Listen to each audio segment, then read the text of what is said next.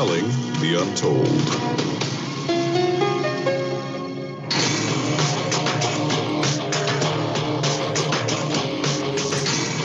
Fault lines.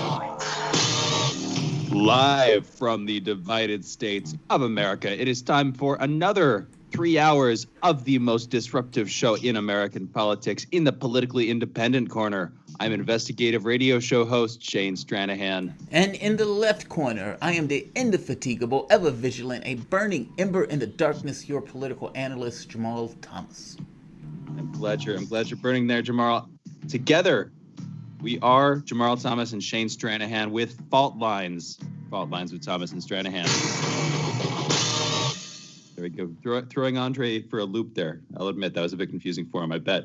In any event, here's what we're going to do. First up, we have the headlines. Then at about 7-8 minutes from now, we have Jamarl's monologue. Then we're moving into taking calls at 7:15. And then we're moving on from there, but that's the next half hour. Let's go into headlines. Biggest news probably has come from China, which has ordered the United States to close its consulate in Chengdu. That's the capital of the Sichuan region. China's foreign ministry said that this is a, quote, legitimate and necessary response, end quote, to the USA's closing of China's consulate in Houston earlier this week on Tuesday. Today, the U.S. State Department also warned Americans of a, quote, heightened risk of arbitrary detention, end quote, saying that Americans in China may be detained or deported for, quote, sending private electronic messages critical, end quote, of the Chinese government. I was also talking briefly about this before the show. The Chengdu, the consulate they're closing in Chengdu, in some ways is an interesting parallel for the Houston consulate. It's sort of in a dry, vast region. A lot of people were looking at Hong Kong, the U.S. consulate in Hong Kong, as a sort of natural choice, at least in terms of the sort of recent stream of events in any event. I just wanted to note that.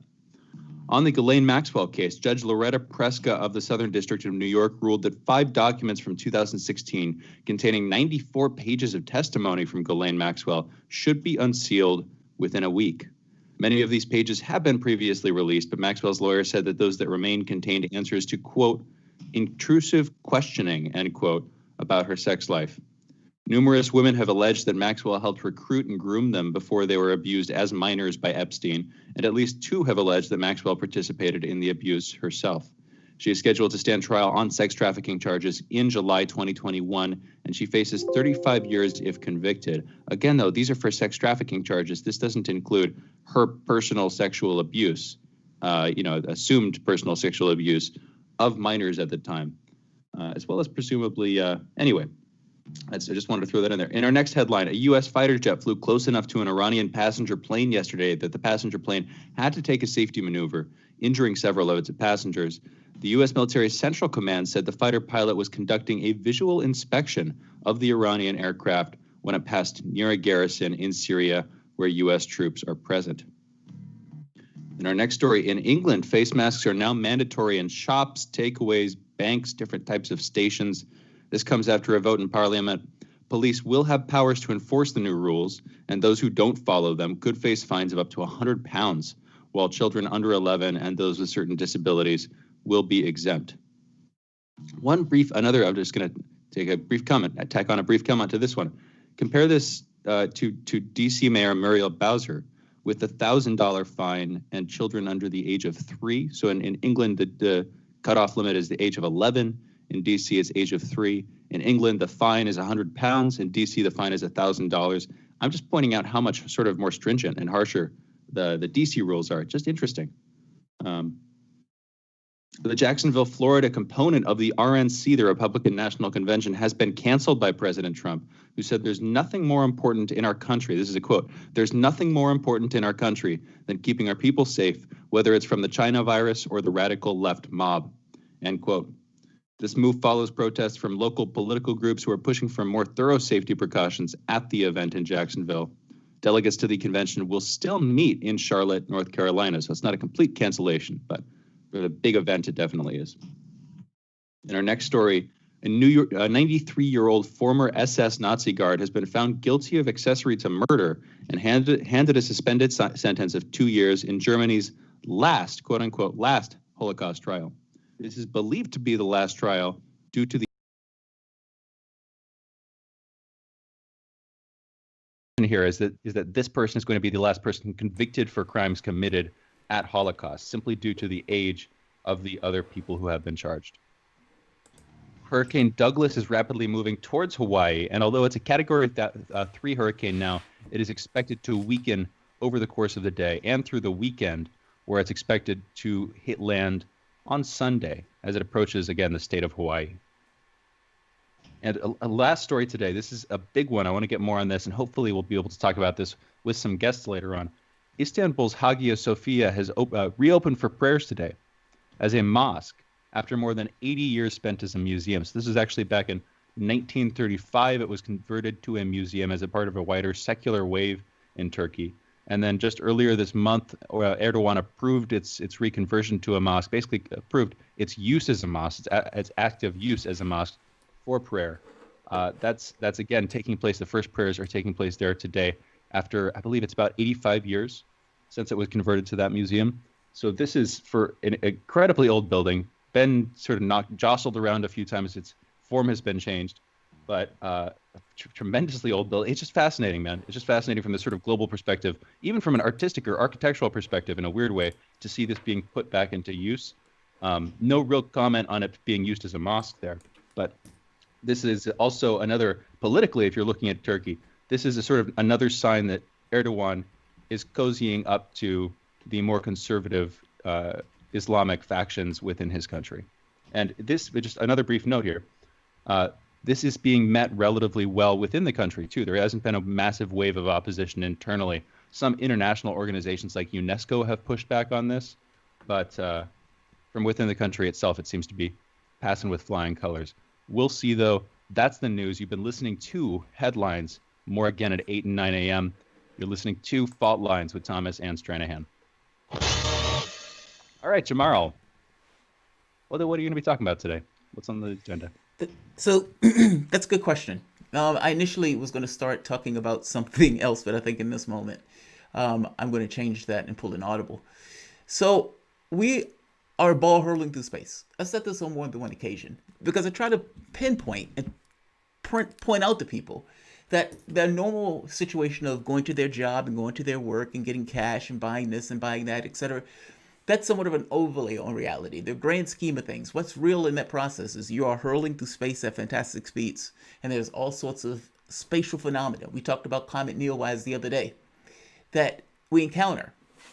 And just like us as human beings, consciousness, beings, have made the decision to go out to our celestial neighbors and look at those things and everything else, it is amply and infinitely possible in a universe the size of our own, where there are more galaxies than grains of sand on the beach, that we are not alone. In fact, you almost have to invoke God for us to be alone. Interestingly enough, the United States military has studied aerial phenomena, especially from the standpoint of UFOs, and has done so for a very long time, despite the fact not necessarily owning up to it until a couple of years ago. Now, the interesting thing, when they came out with that story from the New York Times, the Washington Post, CNN, all of these networks were covering this particular story on the program, ATIP, people were shocked by this, and I'm not quite sure entirely why they were shocked. The reality of it is, two things are possible, because those stories are legit. All of those stories are legit. All of those pilots that came forward, all of those pilots that talked, all of those videos, meaning the Nimitz and everything else, the Pentagon has claimed them, the Pentagon has even re-released them. One or two things, one of two cases is true. It's either us or it's not. You can't have, it's one or the other. Meaning what those pilots were encountering over the Nimitz, the Go Fast videos, all of those 3 videos that was released from the Pentagon, the pilots who came forward and went on Fox News, went on CNN, and engaged the press and told them exactly what they saw. You can even look at British pilots or French pilots when they released their videos, and those guys came on and said, yeah, this is what we saw, this is what we encountered. The Unidentified series that it came on, that thing has met massive success. But also Congress. Congress wants to know, which is it? Is it us or not? That's a phenomenal question, right? I mean, because one of two things is true.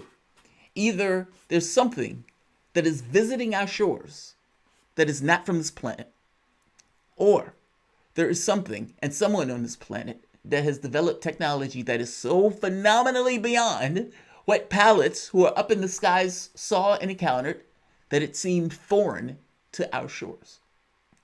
The New York Times has been running stories on this, and many of the Congress members have had a bipartisan consensus in trying to figure out what is it. And they have been congressional testimony. This is the New York Times. This came out a couple of days ago. No longer in the shadows, Pentagon UFO unit will make some findings. Interestingly enough, they said that the program wasn't still going on. No, the program is still going on. The program is still going on. Because basically what they were encountering, they didn't know what it was. You must understand how phenomenal that is. Your pilots are in the sky. They see something on radar. They go to intercept. They are observing this thing that doesn't look like anything from this planet.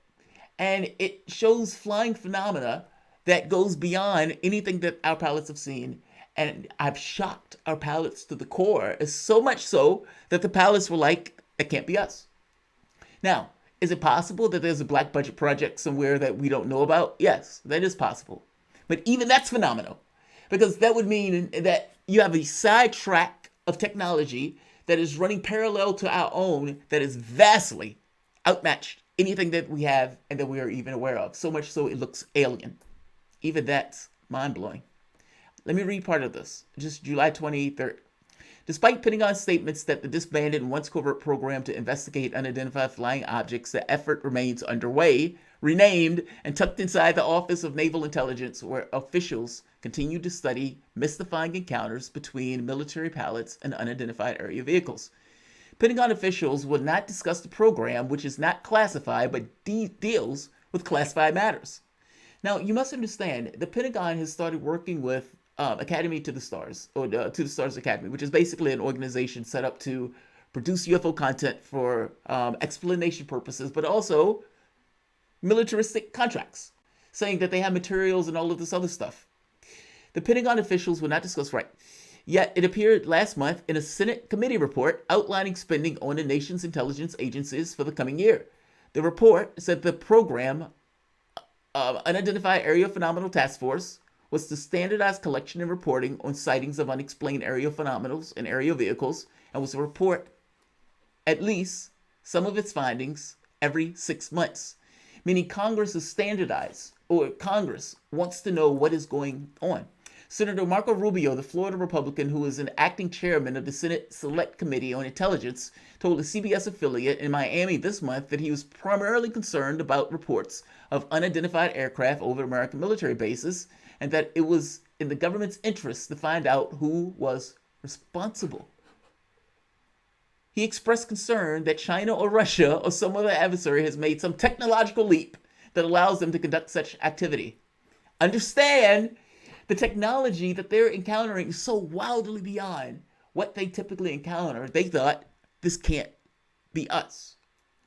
His concern is, what if it's not us, but what if it's one of our adversaries that have just had this kind of wild, monstrous technological leap that our pilots are just confounded by? Marco Rubio said some of the unidentified aerophenomenal vehicles over U.S. base possibly exhibiting technologies not in the American arsenal, but also noted maybe it's some completely sort of boring explanation, but we need to know. People working on the program, however, said it was still operational in 2017 and beyond, and statements later confirmed the Defense Department, meaning this program hasn't gone anywhere. The program is still going on. Eric W. Davis, an astrophysicist who worked as a subcontractor and a consultant for the Pentagon UFO program since 2007, said, in some cases, examination of the materials had so far failed to determine their source and led him to conclude we couldn't make it ourselves. The constraints on discussing classified programs and the ambiguity of the information cited in unclassified slides from the briefings have put officials who have studied UFOs in the position of stating their views without presenting any hard evidence. Meaning, I can't show you what I know because it's classified. By the same token, I can't talk about the program that gave me the information to what I know. And congressmen also were making a point, look, in order for this to be true, you're talking about like leaps in physics and whatnot, and quantum mechanics that we don't entirely have at our disposal. Now, Luis Elizondo said, We understand how the machines work. We even understand the different items. It's a technological issue at this point, not necessarily an issue of science. All of this is happening in the context of everything else that's been happening in 2020. New York Times, phenomenal. You guys are listening to Fault Lines with Thomas and Stranahan. I'm going to get Shane's take on it when we come back. We'll be back in a moment.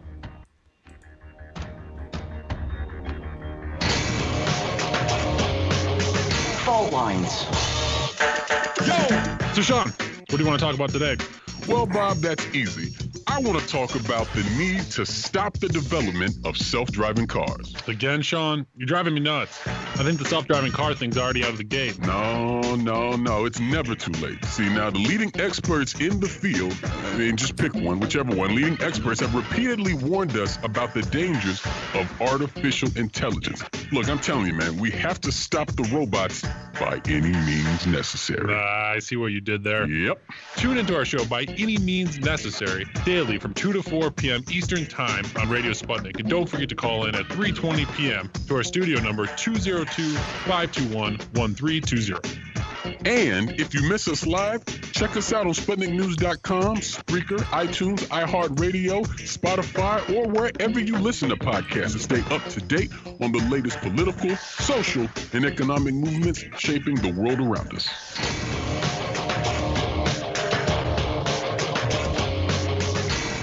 Fault Lines. And we're back. You're listening to Fault Lines with Jamarl Thomas and Shane Stranahan. We are taking calls this segment, so I'll throw that out. 202-521-1320 is the number to call. If you want to call, again, you should call 202-521-1320. We're also, you know what? We're taking calls this segment. I'm also going to just briefly lay out the sort of table of contents of the show coming up. 7, 8, and 9 a.m., we do headlines. In the first of those segments at 7, we do Jamarl's monologue, too. He does it, really. We just finished that. Usually, we take guests at 7:30, 8:30, and 9:30. That holds true today. You can pretty much count on that, at least for the time being. At 7:30 today, in this next segment, we're going to be speaking with Scott Ritter. At 8:30, we're talking with Daniel Lazar. And at 9:30, we're talking with Kim Iverson. So there you go. If you can't check out our Twitter feed where we lay out the guests we're planning on getting on, assuming they're around, sometimes they or we forget. But usually you can go over to Twitter and find the full Rolodex of guests that we're planning on bringing on any given day as well as from the day before. If you can't do that, I just gave it to you. So hopefully that helps. Jamarl. Yes. Hey, man. Shane. Hey. I wasn't sure what I was going to talk about. And it went like literally up into the moment. I was going to talk about all of the stuff coming to end next week, meaning like the precipice and them basically using desperation as a bargaining chip. And I thought, well, I have a week for that. And this story came out in the New York Times, and I was like, oh yeah, I got to run with that. That story is awesome. I can see it. So here's the thing. I saw something come out about this overnight, and I've been looking for the actual story. Would you be? This is a very brief side note. Would you be willing to post that in our little back behind the scenes little chat room thing, just so I can check that out? Yeah, absolutely. I want to talk about that specifically, but I haven't read it. So I have a feed. I pay for the New York Times, and the New York Times has been doing a lot of. They've been on the ball with this actually. They've been recovering, doing the stories. They've been inquisitive. They've treated it with the credibility that it deserved. And the New York Times is one of the people who broke the original story, talking about the program. I mean, you must understand, the United States has been studying UFOs going back to like the 40s, when the Roswell crash, and then the beaming of our nuclear facilities, the shutting down of our nuclear facilities. Some of these stories are phenomenal. And the military personnel that's been encountering this stuff, and again, I made the point before, the Podesta leaks, UFO stuff is all throughout it, because John Podesta was heavy into it. And so when he's talking to, like the pilots, I can't think of his name, not Buzz Aldrin, the other joint, Glenn, I can't think of his name. But those guys were really into the subject. And what ended up happening was Tom DeLonge was looking for basically sources. He wanted to get more into it. And him being a rock star, and they were like, they what Tom DeLonge would say, they read me in on this stuff. Basically, they gave him inside information. But the only thing that he knows is what he was told. He doesn't know anything else. But nevertheless, he's there. They gave him his spooks, meaning they gave him the people who were around him. Luis Elizondo got involved, which was the one who was leading the project. Elizondo facilitated the release of those videos before the Pentagon approved the release of those videos, or let's say it this way, the Pentagon approved the release, but the Pentagon pretended as if they didn't approve the release. And somehow the videos got out. Eventually the Pentagon really released the videos to ensure that people knew that, yes, it did come from us. It seems like a plan to, maybe not disclosure, but confirmation. And there's a minor difference there. Actually, there's a big difference there. This is not Donald Trump going down to the facility and saying, all right, here's a dead alien. Here's the shit. Any questions? That's not that. It's more so this notion of, all right, we're going to give you legitimacy to this issue. So when the press and when the media talk about it, they talk about it from the standpoint of a legitimate argument, which means I can stand here and I can have an argument with a skeptic, and the skeptic is the conspiracy theorist at this point, because all of this stuff is confirmed by the U.S. military, and by a Congress that's looking into it and putting this stuff out. So it's a phenomenal story. The New York Times has been doing a bang-up job covering the stuff, writing these stories, and people haven't noticed that the New York Times is talking about UFOs because of everything else that's going on.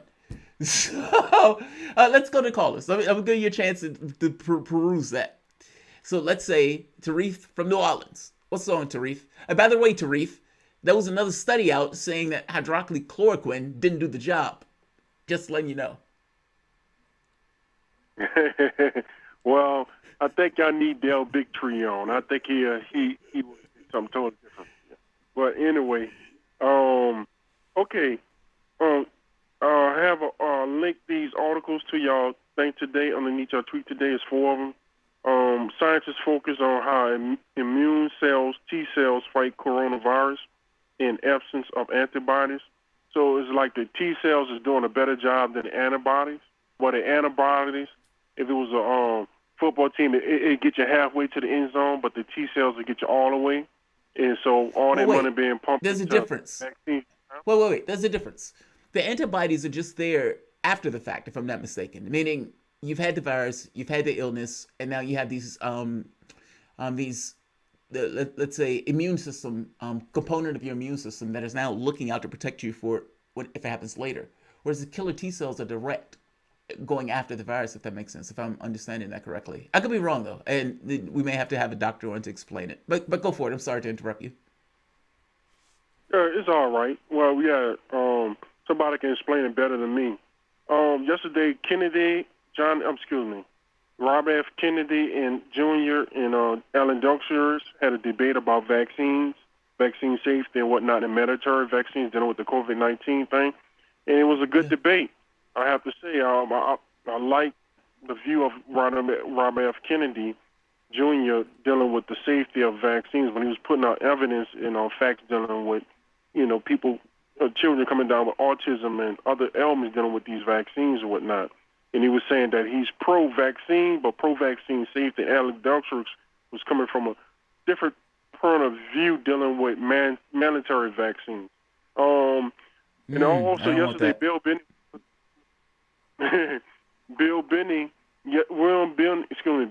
was on the Schiller Institute website yesterday, the Louvre, and he was talking about the Russian hack, that it wasn't no evidence that the Russians hacked the DNC, that it came from within, and he was explaining to them. And also you had people that called up to the show, like Kim Dog-Licom, and you had the Duran, and you had other people, True Pundit, and other people that called in, and it was just giving out evidence dealing with that. In the last comment, make sure I had all of them. Oh yeah, the last comment is dealing with yesterday. I saw something on RT America yesterday dealing with the bombshell Judge unseals Ghislane Maxwell stuff. Yeah. The person unsealed it yesterday, which means now we're gonna find out who else. They talking about there's another prince involved, not just Prince Andrew. So we're gonna find out who else going on, who's involved with going to that island. That's all I wanted Wow. to say. It's true. And also, apparently, in those documents, you have two mysterious John Does, so two unidentified, previously unknown John Does, who are going to be revealed when these documents come out, apparently within the next week. I just want to briefly note, we have two other callers. Thank you for the call, Tarif. We do our headlines at 7 a.m., and then at about 7:20, Tarif calls in, and he does his headlines, and they're usually good. You know, it's like three. Right. You're right, because it gives like straightforwardly. 3 stories. Yeah. He's like, here are my That's what stories. it is. All right. Thank you for that, Tarif. We're going over to Lydia in Maryland. Lydia, you're calling in from Maryland. What's on your mind?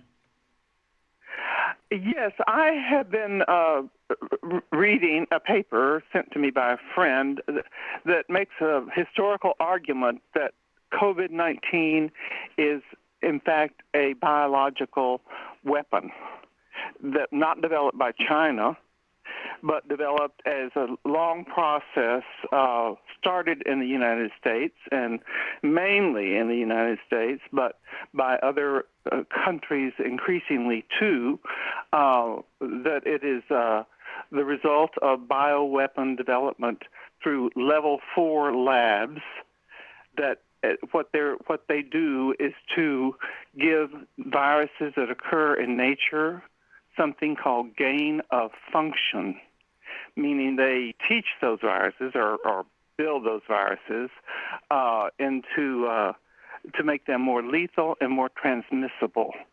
And I have a paper Lydia, with documentation real quick, that backs that what up. would be the Historically, reason? I'd like to send to you.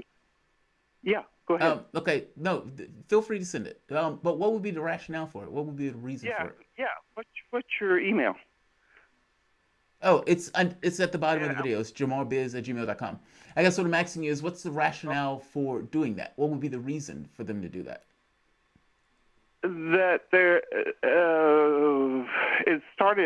it's been back and forth in the U.S., mainly forth. It was the policy of the United States back as early as 1969, maybe earlier, but it stated in a hearing that was held for the 1970 Defense Appropriation Act that it was the policy of the United States to develop bioweapons as a defensive nature. No, I get that. All countries develop bioweapons.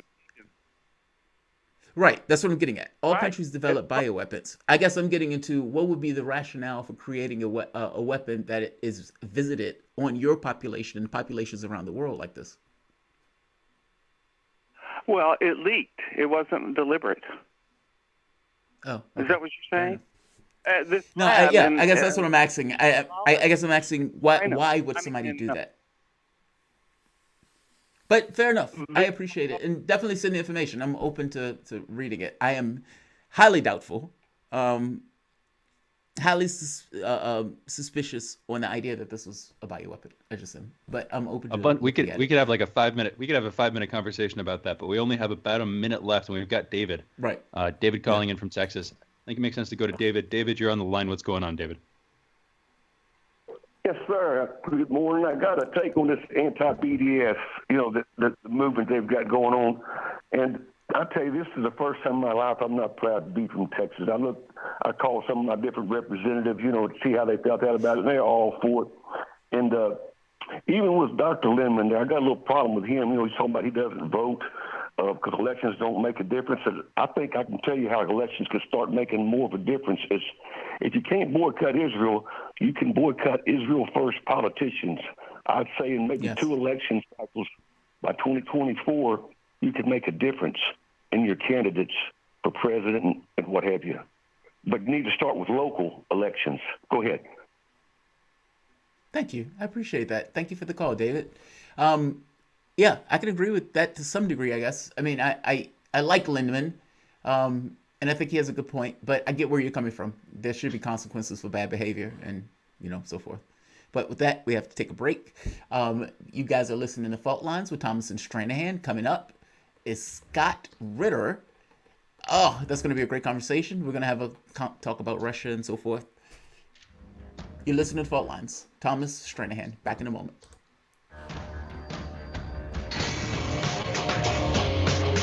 Fault Lines. You're listening to Radio Sputnik. in to Loud and Clear with Brian Becker for the latest news, commentary, and political analysis. What's really behind the political and social crisis gripping the United States and the world? If you're tired of a superficial and shallow reporting for the mainstream media, here's your alternative. Forget the spoon-fed sound bites from pundits who know so little about so much. We deal with real issues. War in the Middle East, the military-industrial complex, U.S.-Russian relations, the rise of China, austerity, mass migration, global warming, and social justice movements in the United States and around the world, and much more. We bring you independent experts, analysts, and activists. Learn what really makes the decision makers take from the boardroom of Wall Street to the West Wing of the White House.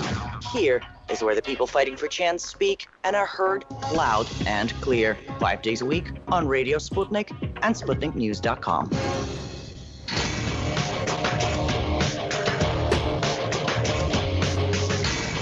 Fault lines. And we are back. You're listening to Fault Lines with Jamarl Thomas and Shane Stranahan. We're joined for this segment and the next, thankfully, by Scott Ritter. Scott Ritter is a former UN weapons inspector and WMD whistleblower. Real quick, if you want to follow him on Twitter, you can at Real Scott Ritter. That's Scott with 2 T's, Ritter with 2 T's, Ritter. Real Scott Ritter on Twitter. There we go. Scott, thank you for joining us. How are you doing this morning? Doing fine, thanks. Yourself? Good, and better now that we have you. Thank you again for being with us. So we're calling you to talk about a couple of things. First up, I think, would be your recent consortium news article going over the history of the Iraq War, the early stages of the Iraq War, specifically justification for going to war. Obviously, WMD's, not just your sort of connection to this story, but also the overall justification early on in the process. What you were saying was that was definitely not the case, intentionally not the case, that behind the scenes regime change was the actual policy. And you sort of centered on Colin Powell and a presentation he gave before the UN Security Council in early February of 2003. Could you please just sort of set us up with the significance of that presentation and how that sort of lays out the actual real intent here? Sure. I mean, the reason why there was a focus on Colin Powell is that I was responding to an article that appeared in the New York Times Magazine written by Robert Draper. The article is taken from his book that he just published called To Start a War, How the Bush Administration Took America into Iraq. I'd actually been interviewed by Mr. Draper in regards to this book, and I had spent a considerable amount of time trying to impress on him the reality that the WMD debate that was taking place in 2002 within the CIA, within the U.S. intelligence community, was a debate after the fact, meaning that the decision to invade Iraq had already been made, and that decision was linked not to WMD, but to a policy of regime change that had been in place since 1991. Under the administration of George Herbert Walker Bush, a policy that was continued under Bill Clinton and inherited by George W. Bush, the son. The CIA, which factored heavily in the WMD analysis, the misrepresentation, the falsification, the just getting it plain wrong on intelligence, also has this other element called the Operations Directorate, and they do clandestine covert operations, including regime change. And this element of the CIA is the dominant element when it comes to Iraq policy. They're the ones who are implementing the covert findings signed by various presidents, authorizing them to undertake lethal action, not just covert action, but lethal action to remove Saddam Hussein from power. This does not factor into Mr. Draper's book. Instead, he focuses on the WMD debate and Colin Powell's role in this, in particular the February 2003 presentation Mr. Powell made as Secretary of State to the Security Council of the United Nations, where he basically sold the world, and by doing so, the American people, a bill of goods, a deliberately falsified presentation based upon intelligence he knew was bad. But what makes Colin Powell's actions even worse is that this wasn't as though he was brought in and thrust into this situation without having knowledge of what was going on. Colin Powell was the chairman of the Joint Chiefs of Staff back in 1991 when we went to war with Iraq for the first time during the Persian Gulf War, Operation Desert Storm. Colin Powell was the chairman of the Joint Chiefs of Staff in the aftermath of that conflict when the whole WMD situation was created through a UN Security Council resolution 687, which created the weapons inspection process that I was part of, but also required Iraq to be disarmed. And it linked the lifting of economic sanctions to this disarmament obligation. What's important there is that the U.S. said right up front, sanctions will never be lifted against Iraq, even if it complies with its obligation to disarm, until which time Saddam Hussein is removed from power. This was a policy that was put in place when Colin Powell was the chairman of the Joint Chiefs of Staff, one of the big boys sitting at the table. He knew it then, and he knew it when he made the presentation before the Security Council. So it's disingenuous to think that Colin Powell was trying to do the right thing. You know, they're trying to rewrite history, give this guy the break, the benefit of the doubt that he was misled by intelligence analysts. He was, fed bad juju. He was put in a politically difficult position. He knew exactly what he was doing. He continues to deny it today. And unfortunately, journalists like Robert Draper continue to ignore the reality that regime change was the policy. It was never about weapons of mass destruction. I want to bring in Joe Biden to this because Joe Biden was also one of those people who basically was in the camp, who was pushing for regime change and was, telling Bush, like, look, if you could get him out there, good, go and do it. Even though he's now backing away from that particular position as if he had some kind of separate position from that thing. How does that work mechanically? Is it just the Western powers just fall in line with what the United States wants when it pushes for this stuff? Like, what are the inside mechanics? You were one of the inspectors, so to some degree you were inside the room on some of the stuff. How do they marshal that much support for something that was that much of a lie? Nancy Pelosi herself even said, yeah, I knew it was a lie too. Didn't stop her or didn't get her to push for impeachment or anything like that afterwards. How does it work mechanically in real terms?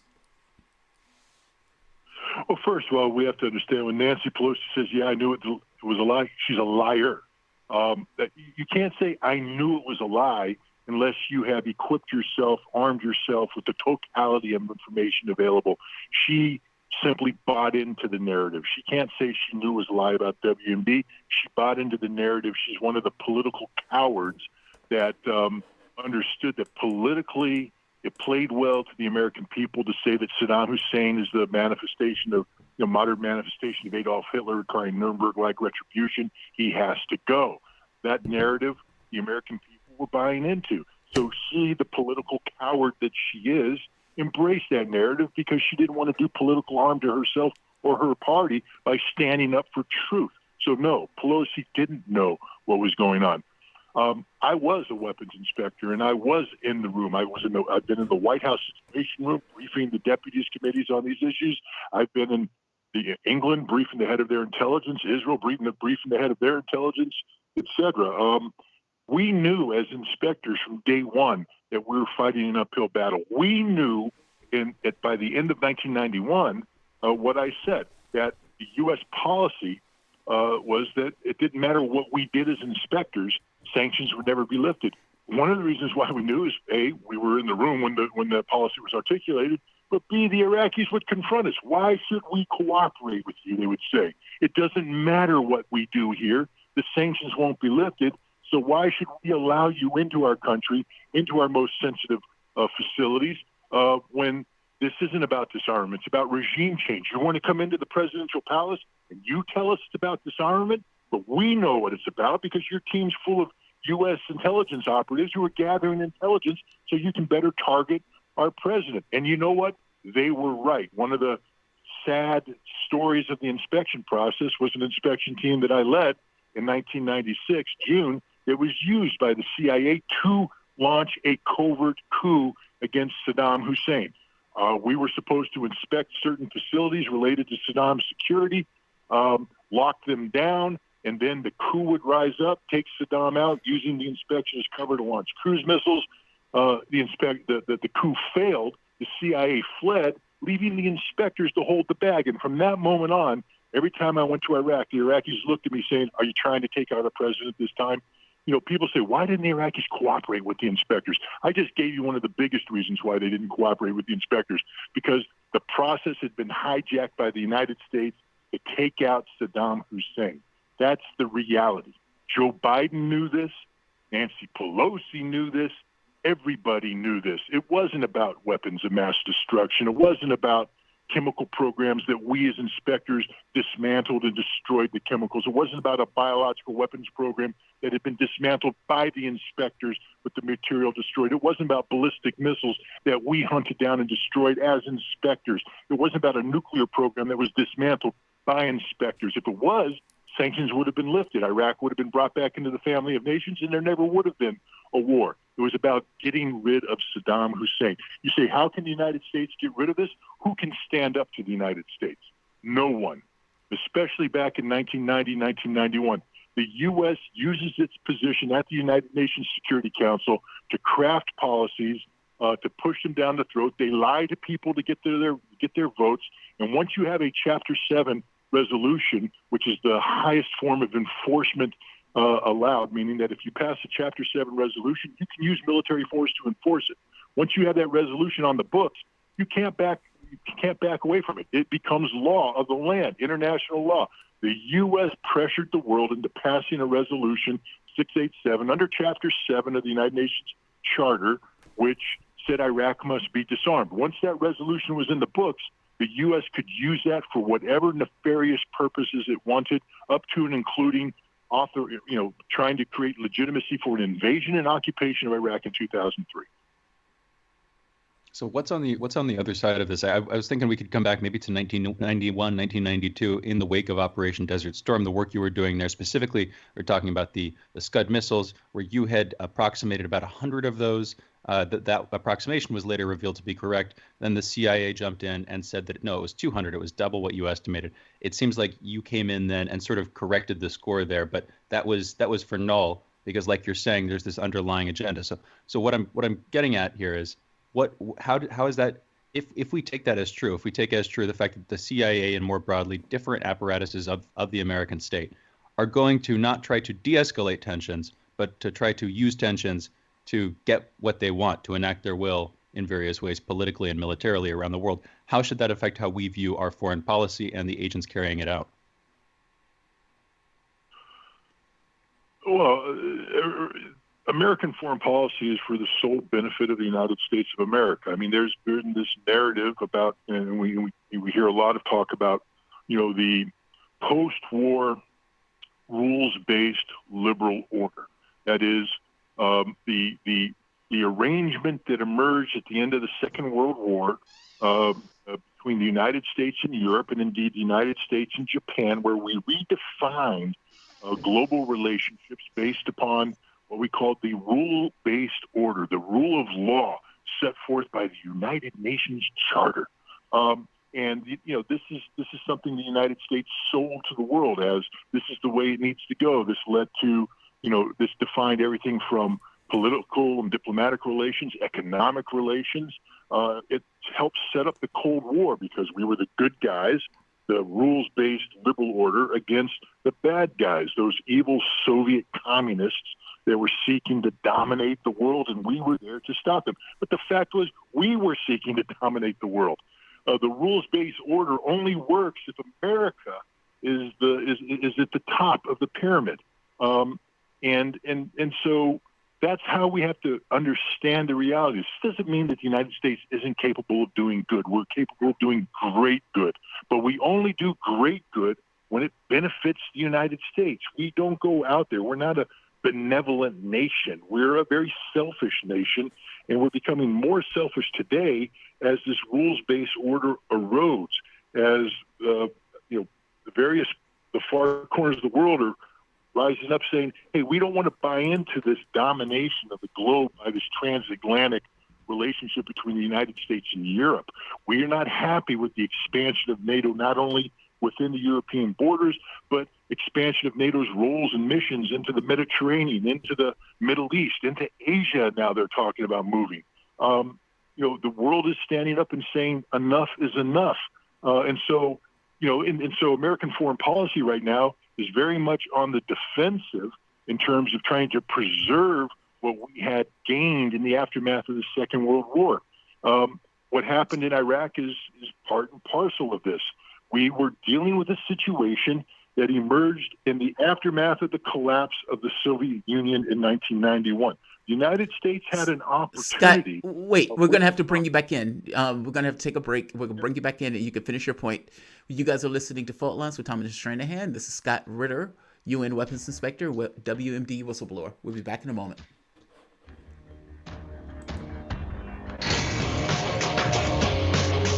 Fault Lines. By Any Means Necessary is your guide to the movement and efforts shaping the world around us, from mass incarceration. No longer am I interested in or concerned with prison reform. I am interested only in the eradication of prisons. To the battle between police and water protectors. It was a pretty punishing disregard for the sanctity of human life, that unleashing water cannons on peaceful, prayerful water protectors. From efforts to protect the environment. The climate movement is ready to, with plenty of opposition research and force and strength, along with, the right of both science and morality, to fight them on this. To the movement for Black Lives. When I first saw the Michael Brown video, when I saw that it clearly contradicted the narrative put forth by the Ferguson Police Department and by police supporters in general, 3 words came to mind: color me shocked. Stay tuned to By Any Means Necessary, 5 days a week here on Radio Sputnik.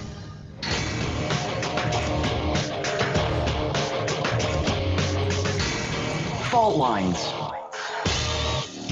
Welcome back to Fault Lines. My name is Jamarl Thomas. I'm here with my co-host, Shane Stranahan. We continue to be joined with Scott Ritter, former UN Weapons Inspector and WMD Whistleblower. Scott, please finish your point that you were making before we went into break. Well, the point was that the United States had this opportunity during the time of the first Gulf War. It happened. It started in August 1990 when Saddam invaded Kuwait. The Soviet Union was still in existence, but it was a very different relationship. It was no longer an antagonistic relationship. Indeed, one of the reasons why we were able to get Security Council resolutions authorizing the use of force to liberate Kuwait was that the United States worked hand in glove with the Soviet Union to come to agreement on what was needed. In the past, had this happened 5 years earlier, the Soviet Union would have vetoed anything we put up because that was just the nature of the beast. We didn't cooperate. But now we're cooperating with the Soviet Union. We put together this global coalition to confront Iraq, to liberate Kuwait. And then the war ends, and we have a chance now to let the United Nations do something legitimate, to disarm Iraq, to create the conditions for a redefining of geopolitical relationships in the Middle East, and by doing so, the world, to bring relevance to the United Nations. This is good stuff. This is big stuff. This is stuff that we always said we believed in, but that's not what we did. Instead, we used the United Nations to create a vehicle that operated with the veneer of legitimacy, that is, to disarm Iraq, but we did it for purely domestic political purposes. A lot of people forget that George Herbert Walker Bush, in the lead up to the war, compared Saddam Hussein to Adolf Hitler and said that he required Nuremberg-like retribution. Now, when you do that, once you say that somebody is like Adolf Hitler, you can't make peace with this person ever. We tried to kill Saddam during the Gulf War. I was part of a mission that tried to kill Saddam during the Gulf War. We were trying to eliminate him. We were unable to do so. When the war ended, Saddam existed, and his continued existence was a political embarrassment to a president that said, this is Hitler. You can't let Hitler live. And so Bush said, how do we get rid of this guy? The CIA said, you don't expect him to survive more than 6 months. All we have to do is continue the process of squeezing him economically and politically through sanctions, and he will collapse from within. That was the reason why this resolution was passed, not to get rid of WMD, but to create a new pretext for continuing economic sanctions. Now, Saddam Hussein proved to be a lot more resilient than we had thought. He lasted more than 6 months. He lasted more than a year. And now the U.S. government was faced with the issue of what do we do? How do we get rid of him? And this is where the CIA was brought in to create the conditions to have him removed from power. This was the policy of the United States from day one. It was a selfish policy. It had nothing to do with international peace and security and everything to do with resolving a domestic political embarrassment. First with George Herbert Walker Bush, and then Bill Clinton inherited. A lot of people forget that when Bill Clinton came in, he said, I'm not married to sanctions. I could probably do a deal with Saddam. What happened? The CIA and the Kuwaitis cooked up a fake assassination attempt against George Herbert Walker Bush in Kuwait. Bill Clinton was forced to launch cruise missiles against Iraq. And once you do that, there's no prospect of peace. Now Bill Clinton bought into getting rid of Saddam Hussein. It was Bill Clinton who ordered the CIA to use the inspection process in June 1996 to launch this coup that failed. Bill Clinton, when the coup failed, turned to the CIA and said, I have an election coming up. You need to solve this problem so I don't have problems during the election. Regime change is now domestic American policy. Get rid of Saddam to eliminate political problems here at home. That's what it's all about. It's not about a new world order or making the world safer for democracy. It's about what's good for America. Scott, one quick question here for somebody who's relatively young. What did Saddam do that made him the target of Americans? Going back over his decisions, also the relationship with the Saudis, what was going on in the late 80s and the early 90s there. What's the recent history there that caused this? Well, the fact of the matter is that Saddam Hussein was not a traditional American ally, meaning in the way that NATO is, et cetera. But we sided with Saddam Hussein during the 8-year war with Iran. We determined that he was the lesser of two evils, and we provided a lot of support to Saddam. Saddam did a couple of things. One, he decided that he was going to be the Arab answer to Israel. When the Iran-Iraq war ended, he said that he will be the Arab shield against Israel. He created long-range ballistic missile capability. He had a chemical weapons capability. He was talking about creating a biological weapons capability that he said was the deterrent against Israel's nuclear capability. So this put him immediately at odds with the United States. Prior to the invasion of Kuwait in August of 1990, in the June-July period, Saddam Hussein was talking about burning half of Israel with his binary chemical agent if Israel dared attack Iraq to eliminate some of this capability. So that put him on edge. The invasion of Kuwait by itself wasn't the trigger. The United States didn't care about Kuwait. In fact, when the invasion first took place, if Saddam had limited it to the border regions and Bubiyan Island, basically areas that controlled Kuwaiti oil production, the United States would have let it go. But he made a move, and it looked like he was going to be moving into Saudi Arabia, and that's when the United States said, we need to resolve this problem for the defense of Israel and for the defense of the region. And, you know, it was very awkward because literally weeks before we suddenly declared Saddam Hussein to be the most evil man on the face of the earth, a senatorial delegation led by Robert Dole had traveled to Iraq and embraced Saddam as a true friend of America. I mean, so a lot of what we were doing in terms of posturing was trying to make up for the reality that prior to Saddam's invasion of Kuwait, we viewed him as a close friend, a true ally. He became an ally of inconvenience, and we turned on him, and that colored a lot of what we were doing. Saddam was never the Middle East equivalent of Adolf Hitler. That was simply George Herbert Walker Bush trying to cover up for the fact that, you know, his administration was in bed with Saddam prior to this. Their very close relationship was lending him billions of dollars, was facilitating the transfer of arms, equipment, technology, much of it related to weapons of mass destruction. So, you know, the United States was trying to cover up the reality that there was this very close relationship between the U.S. and Iraq prior to the Gulf War. Scott, the explicit plan where we make a decision for regime change, I remember at one point, especially going back to Ronald Reagan, when he was trying to basically put in kill squads to stop the Sandinistas from taking power in South America, that Reagan at the very least had to come on television and say, I didn't know anything about this, but I'm the Gipper, and the buck stops with me. It was a big deal. There were hearings on the Iran-Contra affair. When Obama got in office, nobody cared. Like, Obama was actively going after the Syrian government in order to destabilize the government. Nobody cared. It was an open secret. Same thing with, you can make a case with Bush. Bush was just comically, inept at it. But the play to take down Iraq had no consequences associated with it, despite the fact that 1 million Iraqis were killed in the process, 4,000 Americans, $7 trillion spent. And at this point, we can honestly look at this and say, this was a dodgy regime change war. Why are there never consequences for this stuff? I mean, is the president of the United States a king? Is it that they want to maintain the authority to do such things, in which case they don't necessarily want to go after a president, thereby undermining that level of authority? What is it that drives this level of, hubris, brinksmanship regarding foreign policy? Well, normally, when it comes to foreign policy, Congress and the administration are in sync on the big picture. What made the Iran-Contra issue different was the existence of the Boland Amendment, meaning that Congress had passed a law that prohibited the executive branch from doing certain things. So it wasn't so much that they were mad at the president for going in and trying to overthrow communism. And the president violated the will of Congress, violated the law. And that was the fight. It wasn't about really Nicaragua. It was about the executive branch versus the legislative branch. With Iraq, there is no such conflict.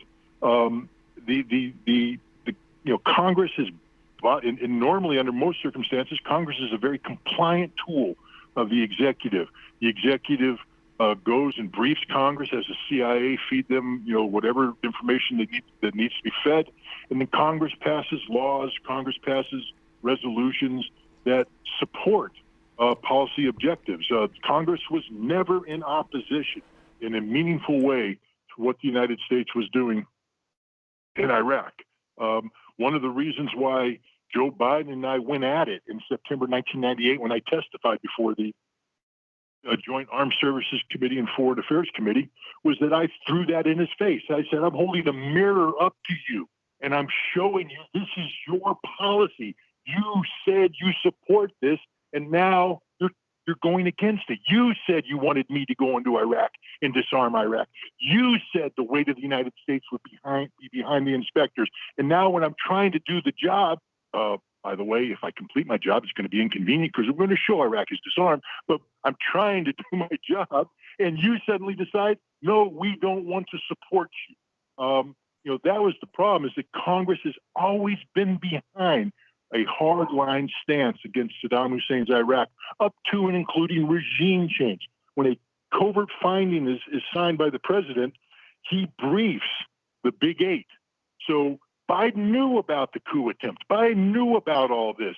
He can't talk about it because it's classified. But the fact of the matter is, all the big people in Congress knew exactly what American policy was. They knew it was regime change. They knew we had the CIA in there doing stuff. And they bought into it all along. This is why the whole debate about WMD was just one big theatrical act. The president made the decision to invade Iraq as early as February 2002. That's a fact. That's when we draw troops from Afghanistan and bring them into theater, positioning special forces to begin preparatory actions against Saddam Hussein's regime. The British knew that we were going to be invading Iraq as early as June 2002. Everybody knew it. George Tenet said, I believe in August, he said, we're going into Iraq. Scott Ritter, we've got to cut it off there. Thank you so much for joining us. Great conversation, going over a lot of stuff, only some of which I knew. So this is a lot of this is new material for me, going back over some stuff that predated my existence. We've got another 2 great hours coming up. Daniel Lazar at 8:30, Kim Iverson at 9:30. Be back in just a minute, though. And please know you have been listening, and hopefully you'll continue to be listening to Fault Lines with Jamarl Thomas and Shane Stranahan.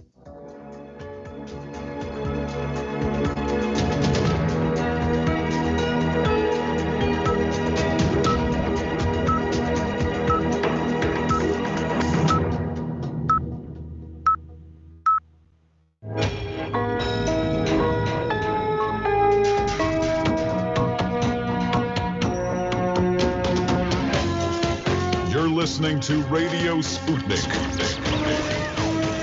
Telling the untold.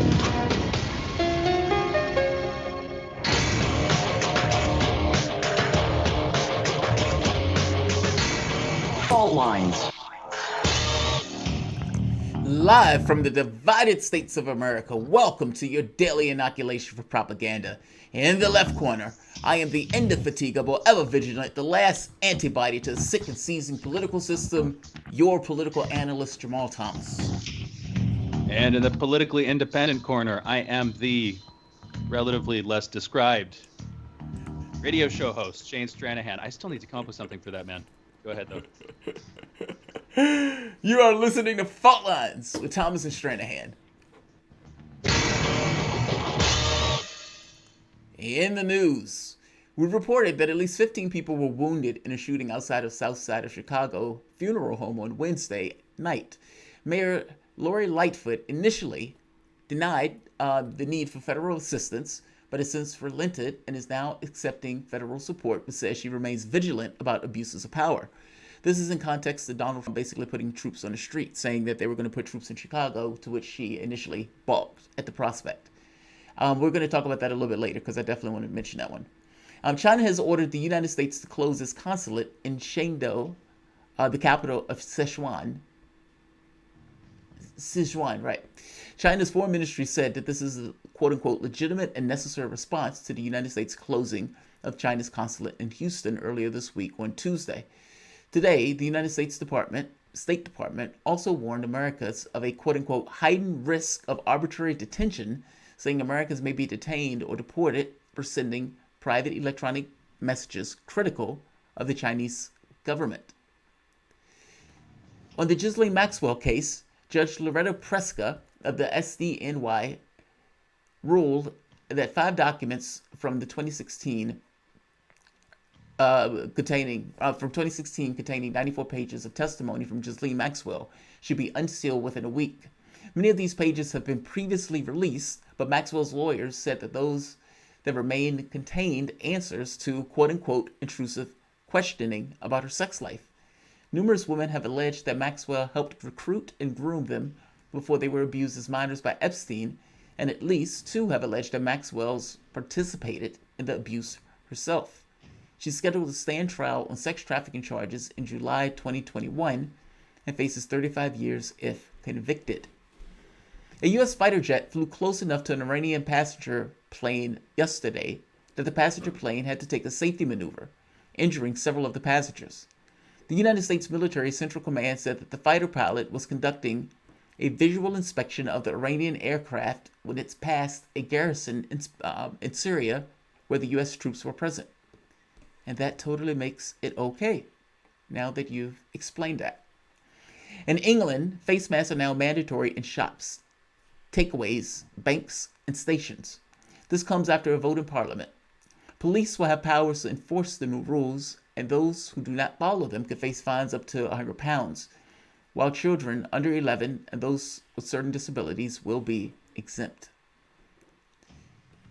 In Jacksonville, Florida, the Jacksonville, Florida component of the Republican National Convention has been canceled by President Trump, who said there's nothing more important in our country than keeping our people safe, whether it's from China virus or the radical left mob.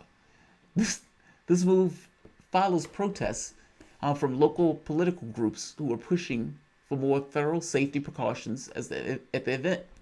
Delegates to the convention will still meet in Charlotte, North Carolina. A 93-year-old former SS Nazi guard has been found guilty of accessory to murder and handed a suspended sentence of 2 years in Germany's quote-unquote last Holocaust trial. This is believed to be the last trial due to the ages of the other men awaiting trial. Hurricane Douglas is rapidly moving towards Hawaii, and although it's a Category 3, now it's expected to weaken today and through the weekend as it approaches the state. And last, Istanbul's Hagia Sophia has reopened for prayers today as a mosque after more than 80 years spent as a museum. Turkey will be covering the Christian iconography with technology during the services. And you are up to date. You are listening to Fault Lines with Thomas and Stranahan. Shane, I want to talk about the first one, Lori Lightfoot. So I find this to be extremely interesting as a story. Now, Lori Lightfoot did what a lot of people did when Trump said, I'm going to send troops to Chicago. Because basically he's drawing a circle around Chicago. And I would imagine her, being the mayor of Chicago, feels some kind of way that the president is doing that. Fact of the matter is, though, when you have a drive-by where people are injured and hurt, and you have the drive-by people get fire returned at a funeral, you have a problem. When you have a situation where you have one segment of your society doing extremely well in Chicago, and yet poverty is like 25% for kids, or not just 25% for kids, you had all of those kids that got killed just going up to June living in Chicago. It's clear as day, that there is a gun problem in Chicago, or violence problem in Chicago. But my argument is that that problem is not a violence problem in and of itself. That argument is that it's a poverty problem. There is a direct correlation between poverty and violence, and not just poverty and violence. When you have a society that expresses and shows its wealth, where you can see the wealth disparity, the amount of poverty in a society goes up. My issue with Trump doing this for a political stunt is that you have a lot of people who are living in horrible situations. And they don't necessarily want to live in those situations. Their economic means may not give them anything better. In fact, they may have done everything right that society told them to do. Go get a job, take care of your kids, etc. And the job that they got might have just so happened to not pay the ends. I mean, what? There's no minimum wage. Minimum wage can't afford any population, like any apartment or anything else in the United States. And so it's like we put people in these horrible situations. And she feels some kind of way about it. The issue here, though, is poverty. And until that part gets dealt with, all of these people who are talking about it is acting as if that doesn't exist. Like, that's not the factor. Like, or is acting as if that's an unchangeable, unmovable factor in this. And it's not. I just find it weird that they do. And so it's like you sending in police is not necessarily going to do something for basic diseases of despair that are associated with some of the conditions that people have to live through. And I think that's my biggest issue with Trump's behavior in this. He's doing this for political gamesmanship, when there are actual real people who probably do literally need the assistance of the federal government in order to, A, assure that they are safe, but beyond ensuring that they are safe, to also pull them out of poverty and keep those communities from being alienated, because that's basically what we're talking about. What do you think about it, Shane? I think you're probably right about poverty being the underlying thing, but there might be some things underlying poverty too. And I think we're out of having that conversation. So I agree with you technically, but I think there's a lot more to it. I'll put it like this. This is sort of a tangent, but it might not be. The idea of universal basic income, where you're sort of without qualifications, without conditions, you distribute cash, say $1,000 a month. Right. If you were to do that with people, a lot of people, and we've had guests on, Scott Santons, we've talked about this before with him a few times. There's some significant upsides to that. Dealing with automation, especially right now during the coronavirus crisis, people are stuck at home, that kind of thing, just to keep people's heads above water. That makes sense. But here's how I'm going to tie it back into the conversation. That technically alleviates poverty in the short term, but it creates this sort of underlying cycle, this feedback cycle. And this is going to get immediately controversial, but it creates this underlying feedback cycle whereby people are no longer motivated to become self-sufficient. Inherently. I disagree. So here's the thing. I'm going to go with this one step further. There is an inherent human motivation. We want to do things, and so if we're given a baseline, the assumption is with basic income, if we're given a baseline of safety, if we're given a baseline of needs, with our needs being met functionally, then we'll want to pursue that on higher levels. What I'm going to call into question is the idea that the federal government is going to try to incentivize that behavior. Instead, I would see the federal government, as all governments seem to want to do, wanting to make the people who are receiving that income more submissive, more subservient, less creative, less dissident, all of the things that governments effectively want. And in order for that to be feasible, for that kind of system to be feasible, we'd need to rethink what poverty actually is. Poverty is not a moment. Poverty is a sort of sequence of events that happen across time, where you may be poor in a moment. You may have a small amount of money, but if you have social capital that you've built up, if you have rich communities, you can be poor, but you're technically rich. On the converse, you can have a lot of money in your pocket. I could get a $10,000 check today, but if I don't know how to manage my money, if I don't have any sort of system for rising above the conditions that I was born into, if I don't have a way to invest that money in my local community to turn that investment of cash into something that builds wealth over the long term, then I'm going to continue to be impoverished. And I'd like getting money. It would help a lot of people, and therefore it's in that sense it's a good, not an unalloyed good, but it's a good. But I think on the other side of that, we need to have this longer term conversation about systemic poverty and how to deal with that. And I don't think it's as simple as mere cash distributions. I think it takes a lot more thought and a bigger reworking of our system. That's my take. There's a lot of that I disagree with. I massively disagree with. So a few points. I don't agree that government want people to be subservient by giving them stuff. I don't buy that at all. Government is set up supposedly, at least philosophically, by the public itself, and the public can make a determination on what they want the government to do. Full stop. That's not right, wrong, good, bad. There's no, there's no cosmic law associated with it. Those people decide, and whatever they decide is what they decide. You can make an argument that something is more beneficial or not from the standpoint of an outcome. But in regards to what the public wants, what they want is what they want. In regards to people being lazy or people not working if they were getting an income, I massively disagree with that. In fact, I would argue the opposite. Any notion of the term freedom is dependent upon the individual being able to do what they want. And if you are working 40 hours, 50 hours a week, by definition, you're not free. There is no way you can make an argument to me, especially the way that sometimes libertarians make or right-wingers make, is like, this is freedom. It's like going and working at a plantation for X number of hours for a pittance of a salary. No, that's not freedom at all. If you had the capacity to not accept the job, that's freedom. Meaning, if it's up to you working at McDonald's, where you don't have a choice in the matter, that even though this is going to be insufficient in regards to what it pays you, it's going to be insufficient in regards to your feelings about the job and everything else, your agency within the context of that job, you might have a choice and you might have to do it anyway. As opposed to saying, okay, I'm going to walk and I'm going to do something else. Having $1,000 a month is not in and of itself going to stop you from doing something. If anything, it gives you the freedom to actually do something else. And if you look at some of the studies like in Denmark, and some of the other countries that have tried it, that's basically how people operate on it. It's a freeing mechanism. It's not a thing where people just say, okay, I got this 1,000, now I'm just going to coast. I massively disagree with that. Also, look, I agree with you that we need to think about our society and how we try to deal with issues of poverty and everything else. But regardless, you can have all the culture in the world, and if you are making $18,000, you are poor.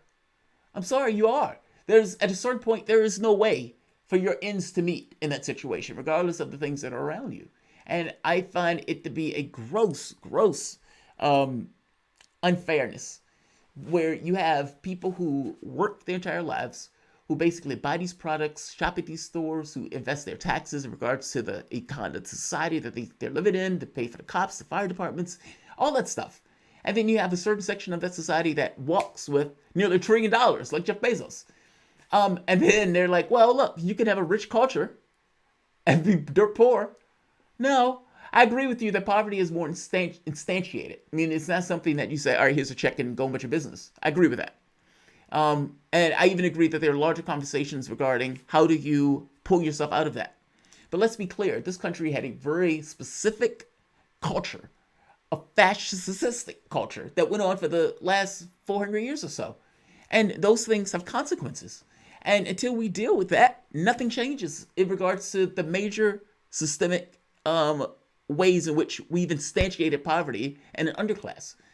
That needs to be dealt with. I agree with you. That's a longer conversation, but I disagree massively that a universal basic income or something where given just saying, here, we believe that you need to live. We believe that you're important. Here, go up for it. And that's going to somehow diminish your creativity. I doubt that greatly. I think it's the opposite. Well, let's talk about it. Let's get into it when we come back. We're going to go into a break. We're taking calls this next segment. 202-521-1320 is the number to call. Again, though, we'll be back in a minute. You're listening to Fault Lines with Thomas and Stranahan.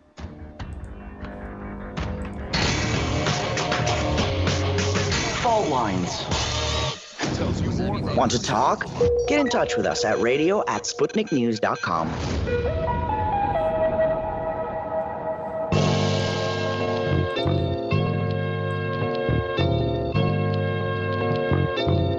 What's the most important hour of the day? It's the Critical Hour with Dr. Wilmer Leon. On this show, we don't just deliver the latest headlines, we divide the real from the fake. Tune in to hear from some of the most brilliant political minds of today, get in-depth news and analysis that goes beyond the surface and dig straight into the details. Set your clock to the Critical Hour for a news perspective unlike any of those other guys. Tune in to the Critical Hour with Dr. Wilmer Leon, weekdays 6 to 7 p.m. Eastern, and catch us on Facebook Live. You're listening to Radio Sputnik.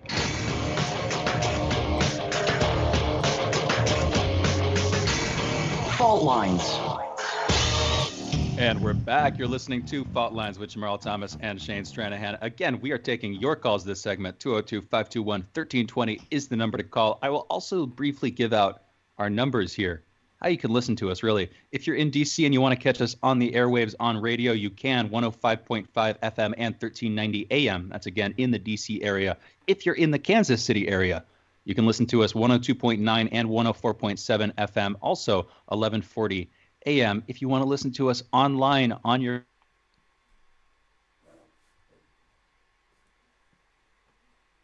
smart fridge. If you want to listen to us on any of these devices, you can. We're on Spreaker, Stitcher, iHeartRadio, Apple Music, Spotify. We're also over on YouTube, Fault Lines Radio. Do a search for Fault Lines Radio or do a search for Jamarl Thomas, and you will find us. With that out of the way, let's get into the conversation again, though. We're taking calls 202-521-1320. We're talking about this issue of poverty, what causes poverty, how to alleviate it. I took us in the direction of basic income, and Jamarl responded. Basically, pardon. The point that I was making is, and I'm going to come back to it. The point that I was making fundamentally is that the system of government that we're used to, that we've been used to for hundreds of years, but that we've seen in great light and clarity in the last century, the system of government that ostensibly is based on the sort of Lockean view of a social contract where the people are ultimately the guarantors of power, they create power, they sort of drive power.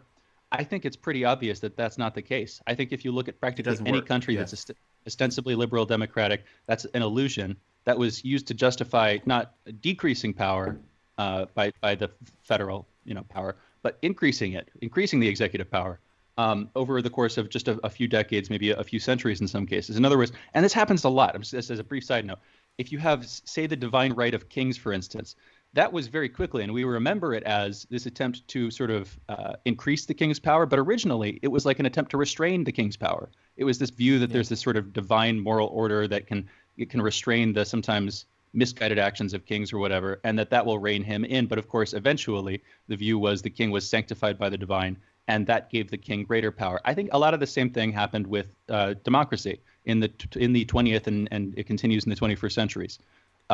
Real democracy, as far as I can tell, happens on the local level. That's where people have power fundamentally. That's where, they technically have their power because most people aren't rich. Where they have power is on a fairly small scale. And then they engage on that small scale in order to exercise their power. And if they get up to this high level, what you get is an oligarchy. And that's what we've seen. That's what we have. That seems to be what constantly happens. And therefore, I'm just going to bypass that thing. The social contract, at least as it's been applied, has been BS. And therefore, I'm still fundamentally distrusting of what the federal government, any federal government in its current incarnation, would do if they tried to give us a bunch of money, because ultimately there are hands on the reins of that money. And the hands on those reins like to use propaganda and other sort of more implicit forms of control to steer public opinion, to steer public action, and to effectively control the democracy. That's just what they do. And I don't see how that would get any less so. If anything, it would seem to get a lot more so if the government was the agent supplying people with the means for their self-sufficiency. If they were just giving people money, then there's this other side of it. And I'll get to this briefly because I've been talking for a few minutes now, and I want to close up. I don't want to sprawl. But the other side of this, you brought up freedom in the libertarian sense. Freedom is one of these words like love that's incredibly complicated. It's very important, but politically, politically these things get hard to use. I don't tend to focus on it because people will just as soon as I use the word, they'll try to redefine it for me to fit what they mean. You know what I mean? And that's just it's a bad trap to be in. Here's where I want to go with it though. What the real point that I was making was that we're not having the right conversation about poverty. We're focusing too much on how much money any individual makes or how much money any individual community makes, and then sometimes we'll look at sort of these systemic patterns where communities as a whole are poor, and we take those as a sort of moment in time, and then we focus on how we can solve the problem that we see in that moment in time. But if you look into this stuff, and what I'm saying is going to sound stupid to anybody who's thought about this stuff for a while, of course, there are these deeper systemic issues. How do you solve those? That's a much more complicated question. And it's probably not going to be by some Band-Aid solution like giving people money or applying some quick fix. It's going to be on something that builds long-term intergenerational wealth. And I think, we were starting about talking about Chicago. The basis of Chicago, as far as I can tell, for a while was its manufacturing industry. That got removed and shipped overseas. There's no sort of foundation of intergenerational wealth. If we want to solve poverty, I think we need to think in that kind of long-term sense, whether we're looking at a demographic or a community that's impoverished, or whether we're looking at our whole nation. That's my take. We need to really be thinking in those terms. And when you start to think in those terms, if you get serious about it, I think that's when the real magic starts to happen. I want to hear more of that stuff. Maybe I'm not criticizing anything valid here, because maybe you are coming from that perspective, but I just don't hear enough of that conversation. I don't think I entirely disagree with that, right? I don't disagree with anything that you just said there. I do think there's something to be said about having control of the means of production, and that any situation where you have a small body of people controlling all of these vast tracts of technology, having all of these decisions and where the manufacturing takes place, because at the very least, you end up in a situation where a small body of people make choices that affect millions. And they make choices that are in their best interests, whether that's a political class that you're saying, or whether that's a corporate class. So I get it on that sense when we get into these notions of freedom and everything else and poverty. I think the thing is, I think it's twofold. I think in one part, you have to deal with people's real material needs. And, having a check with no bones about it helps. But I think there's a secondary part to that. And in fact, I think there are two parts. I think one part has to do with education and about civics, and having the public and the kids in a very clear framework of mind of what it means to be a civilian. Meaning, in the same way that they go to school, they have government built into the school into which they operate, where they have a clear and present understanding of that stuff. Because I got to be honest, that stuff might have been taught in one session, but it wasn't something that we dwelled on. And you get out of school and you go to do work, and at that point, you're just under a boss. And at no point are you really explained and brought into a political fold outside of, hey, just vote for this guy, vote for that guy. Basically, just compliant voters in that case that don't entirely know what they're voting for. The other thing on that is the build stuff. Your country is the richest country ever. They could have said, all right, we're going to go and we're going to build solar panels because we want every house in this country to have a solar panel because we want them to be energy independent. Do we need to do that? No, we don't need to. Would that create a lot of jobs? Yes. Would that get a lot of people out of the unemployment stuff? Yes, it will. Would you go and send federal people and say, hey, we need to build a food thing here because we have a food desert. And we're going to take the abandoned factory, and we're going to have a greenhouse that creates fruits and vegetables and everything else in this particular environment and does it mechanically, meaning it's automatic. It's just technology. And so we could give it away or sell it for dirt cheap in places where there are food deserts.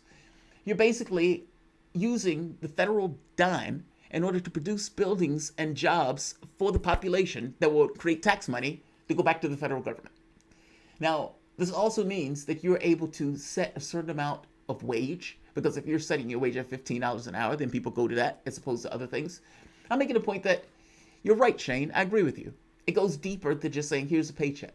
But it goes into this notion that there's several things need to change. How we educate our kids in regards to the way they view civics, so they can have some level where they realize that they are tethered to their federal government, and the moment that they lose that tether, that federal government goes and does other stuff. It goes into jobs, meaning everybody, regardless of who you are, have a right to a life and a decent living. And if you work, you should be able to afford a basic living. And so if that means that the federal government produces jobs because the private sector can't, fair enough. It does so. I'm just making the point that there's several aspects of this that I agree with you on. I'm just making the point that if we're going to do it, we should do it. And I am not against the universal basic income. I'm not against this notion that workers own more of the company. And I'm definitely not against this notion of people being more engaged in their political space. I think all of those things have to take place. What do you think, Shane? I'm not opposed to that stuff either. I mean, we covered a lot of ground. You covered a lot of ground there specifically. You got into education for a second. My brief comment, we haven't gotten to this on the air before. It ties back into the local democracy stuff. I've been thinking about this issue of civics education in schools for a while. And a while back, I got into a conversation with a friend about it. And we kind of went back and forth on it for a while. And where I landed after thinking about this stuff is kids fundamentally don't need civics. There's no sort of role for civics in our schools if they're not going to be able to use those skills, if they're not going to be able to apply those skills in their lives with some consistency. So for most people, right, if you go through schools and you come out the other side, and you learn civics, say you got an A+, you took civics for every year of your education, there's a pretty good chance that on the other side, you would literally never use those skills once because you don't have to, because other people are making those decisions for you, because there's no fundamental incentive for you to get involved with it. And this is where the local stuff comes back in. If things are operating on a local scale and you're having to need to compromise and collaborate and conflict and work with people in your community who you know or at least know of, and you're doing it, you're on a sort of first name basis, as is the case throughout all primordial history, including the sort of primordial history in the early stages of the United States. If you had to do that, then you'd need and you'd benefit from that education. But if you don't have to do that, if all you have to do fundamentally is tick a name on a box every couple of years in order to vote somebody into a bureaucracy in a building you'll never see, in a building you'll never be in, to do things you'll never have any hand on, then there's no reason for it. You know what I mean? That's the say. In other words, I would say that if you want to put civics back into the schoolroom, you might be putting the cart before the horse, because fundamentally, we need to have civics in our communities again first, and we've lost that in a very real way. Local parties, like we've said, are so corrupt in so many cases, usually because, you know, whether you're looking at a district or whether you're looking at a state, they tend to be dominated by one party. They tend to be, you know, one party owned. But that's why it's not the cart before the horse. That's why it's like on point. Because what I realized, when we grow up as adults and we don't have those things, it is hard to appropriate that stuff. I didn't start getting into politics until I was like in my 30s or more.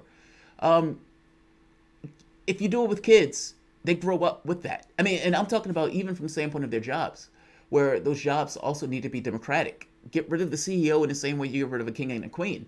Let the workers themselves run those companies and have a democratic process all the way through. I'm talking about democratizing all of it. And, you know, I don't necessarily believe that a company needs a CEO. I do think the workers themselves can run the company.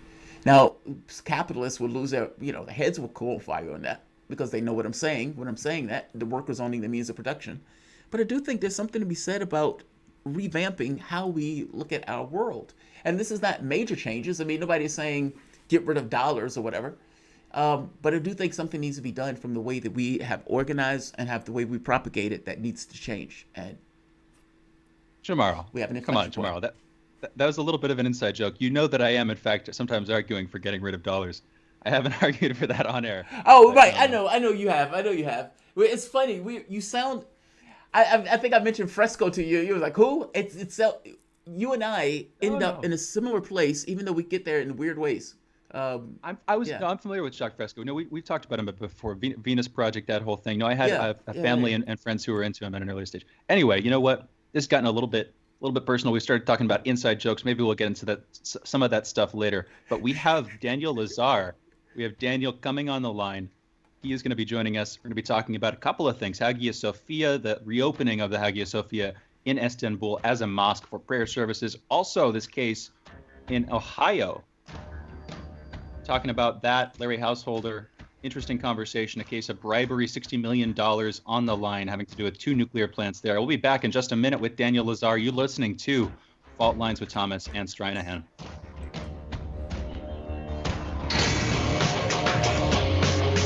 Fault lines. We are above all the latest developments. and we don't take any sides. Radio Sputnik, telling the untold. Epidemics and pandemics could kill millions of people, and they actually did. Centuries ago, deadly outbreaks called the Black Death, the Plague of Justinian, and the Spanish flu ravaged countries, empires, and whole continents. Some of these diseases are still present around the globe. Others have become a thing of the past. Discover how these ancient and not so distant outbreaks from previous centuries differ from modern-day SARS, MERS, and coronavirus pandemics. Listen to our new series, Outbreak, the deadliest epidemics in human history, this week on Radio Sputnik.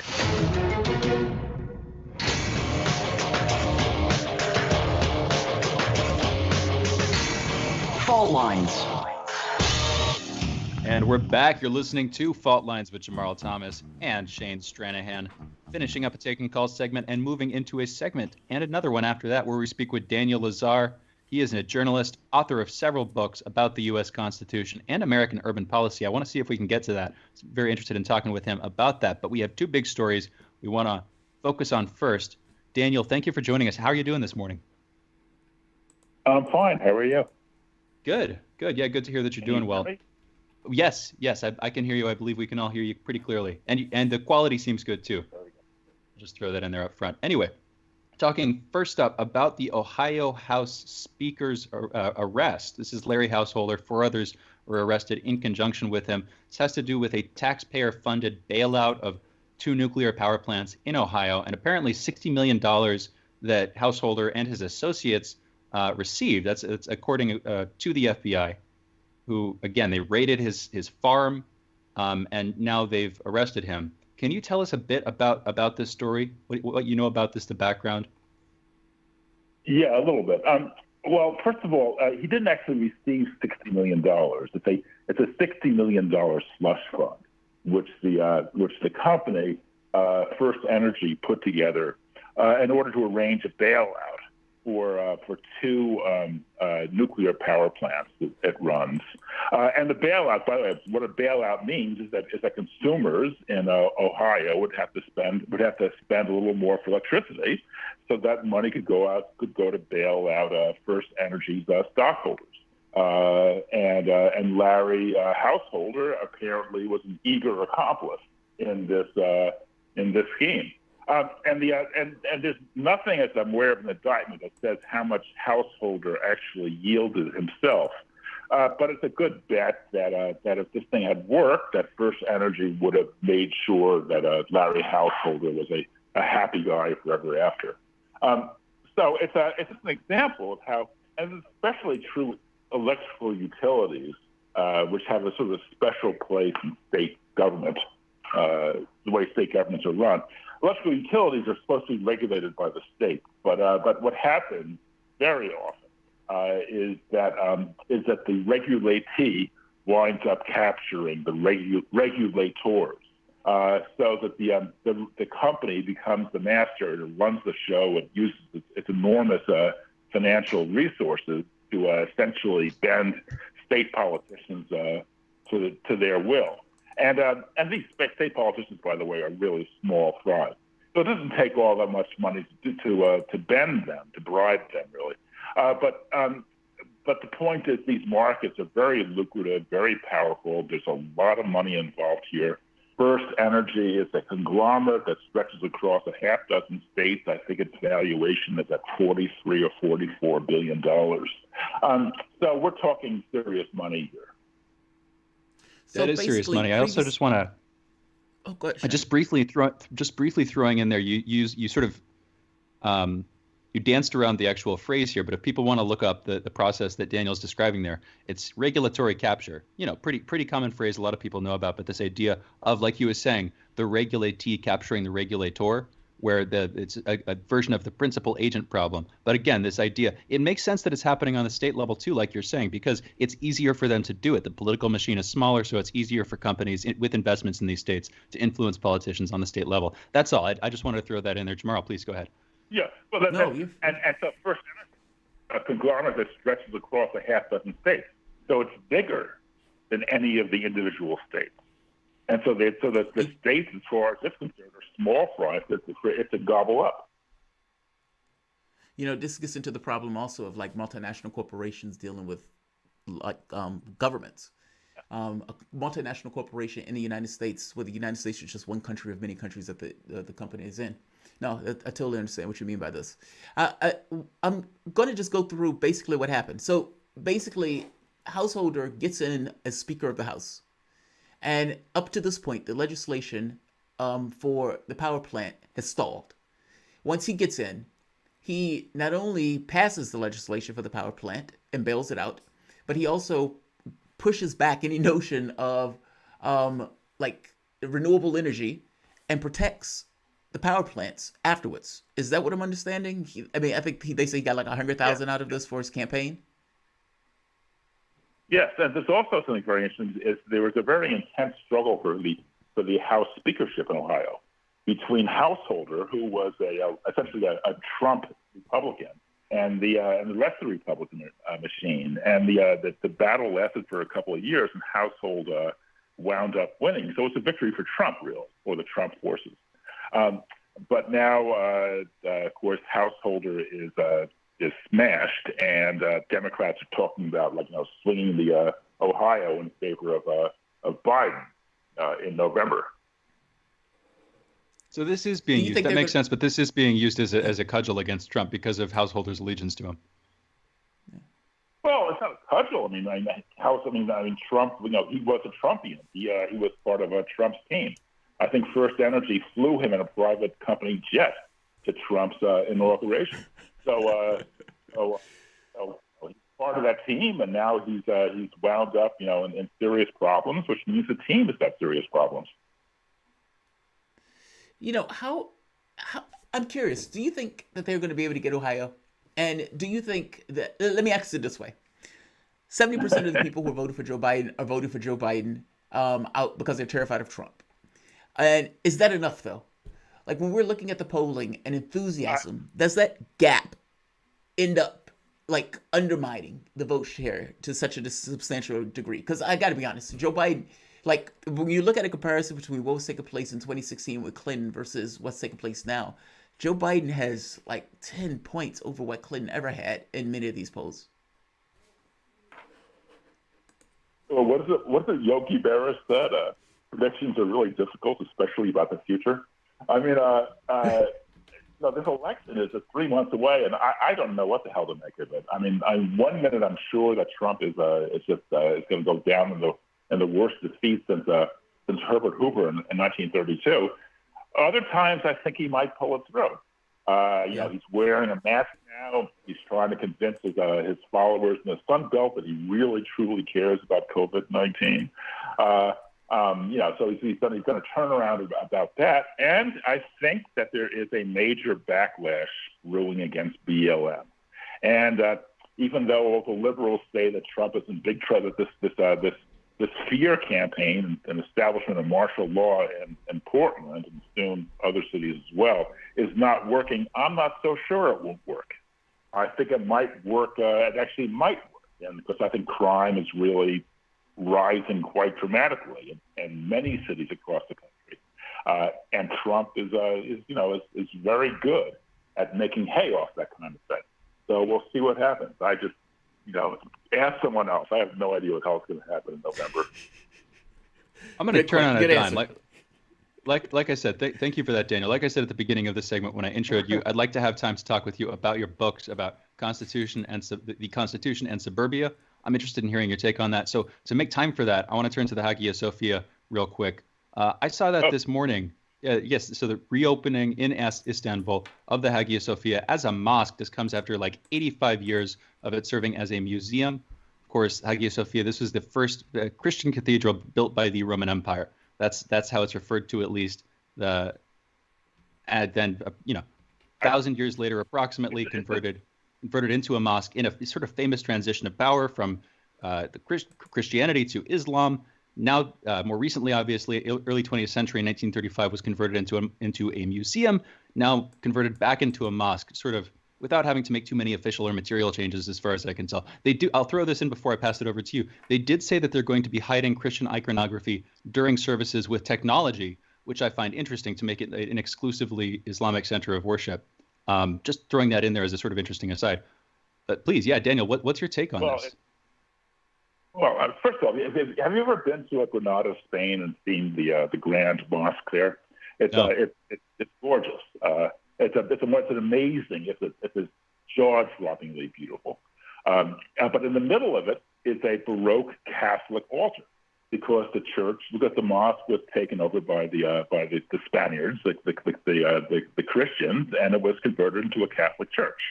And so around the same time, remarkably around the same time, when the Ottomans seized what was then Constantinople and made it into Istanbul, they converted the Hagia Sophia into a mosque. So it's the reverse process. And really interesting, after World War I, Istanbul was occupied by French and I think British troops as well.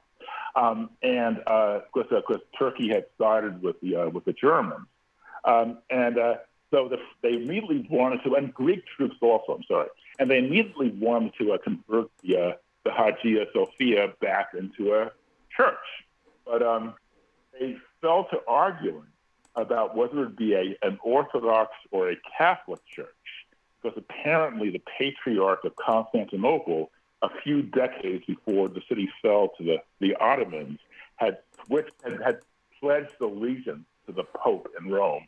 So a battle broke out between the French and the Greeks over whether to be Catholic or Orthodox. And since there was no way to resolve it, they decided to make it into a museum. And that was confirmed by Ataturk in 1936 or 35, I'm not sure. But now, of course, Erdogan is now transferring it back into a mosque. I mean, it's a terrible, terrible step backward. I mean, it's just the mind reels. And the important thing is that Erdogan was for a long time America's favorite, Muslim Brotherhood leader. I mean, George Bush traveled to Istanbul in, I think, 2006 and gave some speech lauding Erdogan over and over and over again as the future of the Muslim Middle East. And now look what's happened. I mean, this is a drastic change, and one whose implications are just terrifying. Why? What's on both fronts? Why did he make this change, and why is it such a horrible thing or reality or outcome? He made the change because he's a neo-Ottoman. He wants to revive essentially the Ottoman Empire, and the Ottoman Empire, among other things, was at the time the leader of the Muslim world. In fact, the last caliph was located in Istanbul, and you may recall that in one of his letters, Osama bin Laden referred to the terrible tragedy that happened when Ataturk overthrew the caliphate in, I think, 1923. I'm not entirely positive about that. But Erdogan wants to restore all that. He wants to bring back Turkey as a Muslim power and the leader of the Muslim world. That's why he's invaded Syria. That's why he's at war with the Shiites in Syria and the Alawites, etc. He wants to establish Turkish dominance over the Middle East and also into Central Asia, where there are Turkic-speaking peoples, not up to the border of China, but into China, as well as into Russia as well.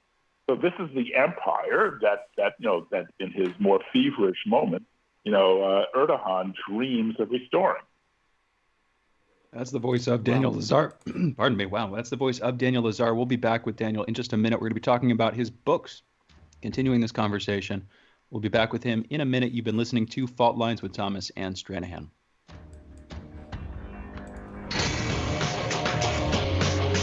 Fault Lines. Shooting from the lip. We're taking no prisoners here. Real opinions for real people. where we bring you people with controversial views, and instead of trying to catch them out, we actually let them expand on their views. What's going on in British politics, European politics, and indeed in world politics as well. And wherever you are, whether you're a UKIP supporter, a Tory or Labour, everything is in turmoil. John Gaunt. Shooting from the lip.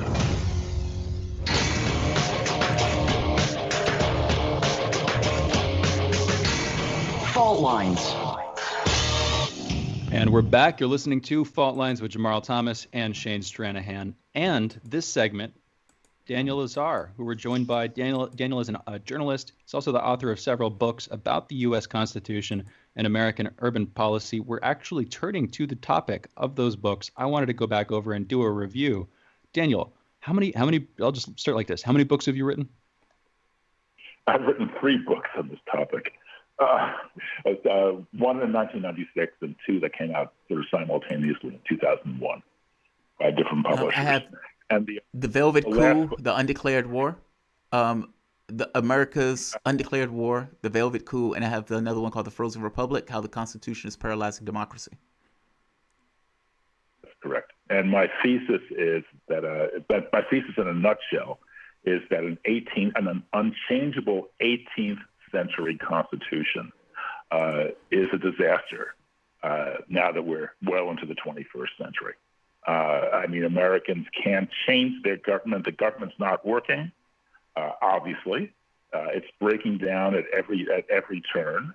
Yet there's nothing Americans can do because the founders, those glorious genius founders, neglected to include a toolkit that was adequate to the job of repairing and updating the Constitution.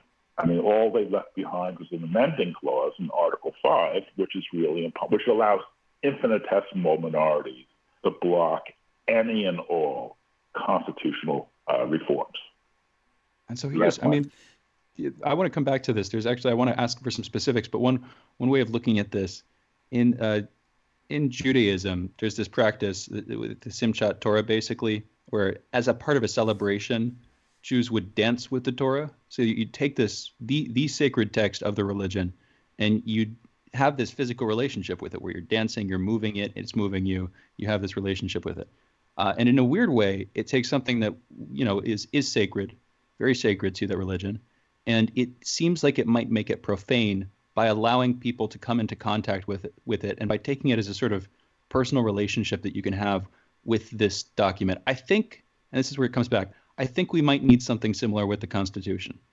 I think that having a living relationship with the Constitution, where we're coming to it on the basis of the Constitution, and we have that relationship, might be a little bit more effective than gradual revisions, amendments, additions, everything that we've seen. That's where I want to come back to this from. But I'm curious specifically, maybe you can say absolutely anything you want to. I'm curious though, what would you see as being worth changing? What are the parts of the Constitution that you see as outdated? What do you think should be brought back in?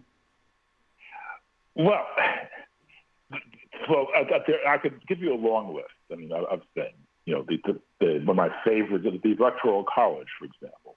A Senate based on equal state representation, in which Wyoming, with a population of about 580,000, gets the same number of votes as California, which is a population of 40 million. A majority of Americans live in just 10 states, yet they're outvoted by the minority that lives in the other 40, outvoted 4-1. The 10 biggest states have 57%, I was going to these figures the other day, have 57% more minorities than the bottom 40.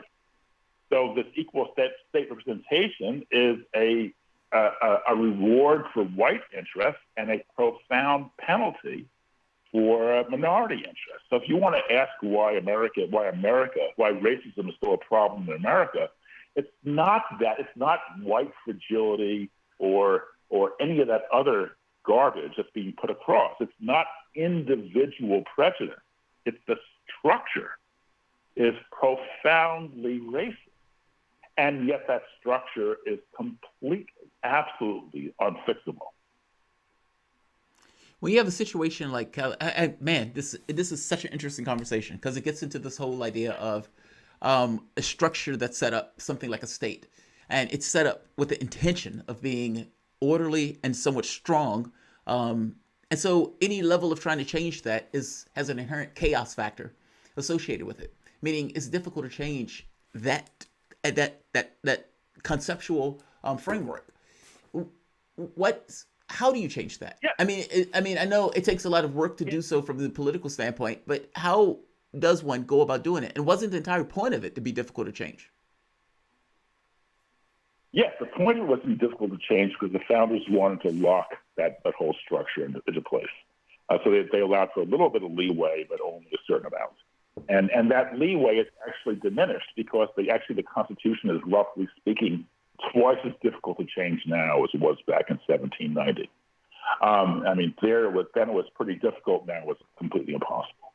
And the problem is you can't fix any one part. It's like a house of cards. You can't just remove any one card because if you do, the whole thing will come toppling down. So every political scientist has a long list of provisions he or she would like to change. But the point is, they never change because everyone knows you can't change them without chaos ensuing. So that is the problem. So the system becomes simultaneously more immovable and more fragile as time goes on, which means that we're heading for disaster, and in fact, that disaster is now upon us. Explain. Daniel, that seems to have, well, yeah, no, please, actually go. Good.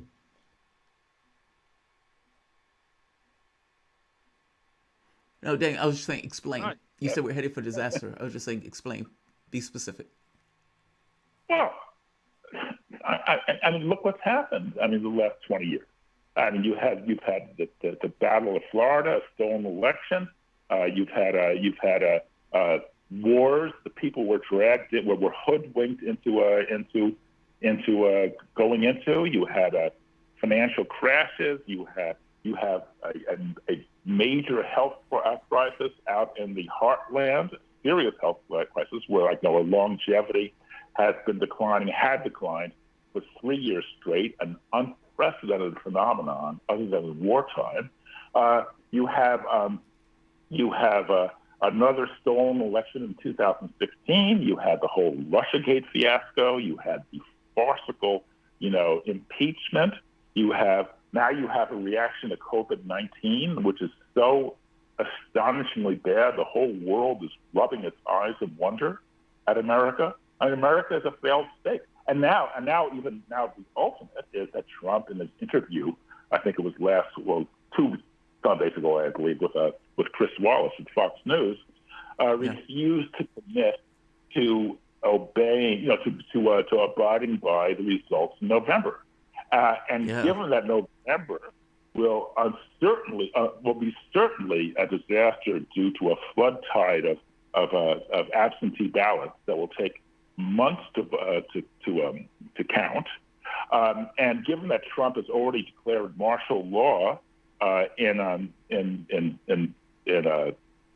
Portland, Oregon, undoubtedly in other cities as well, the handwriting is on the wall. I mean, what's going to happen is there's going to be election chaos in November, and Trump is setting himself up to step into the middle of it, somehow take charge of the voting, and see to it that the election goes his way. I mean, it'll be like the Battle of Florida times 50. I mean, it seems quite reasonable to believe that we are heading for some kind of real showdown in November, from which little of American democracy will emerge.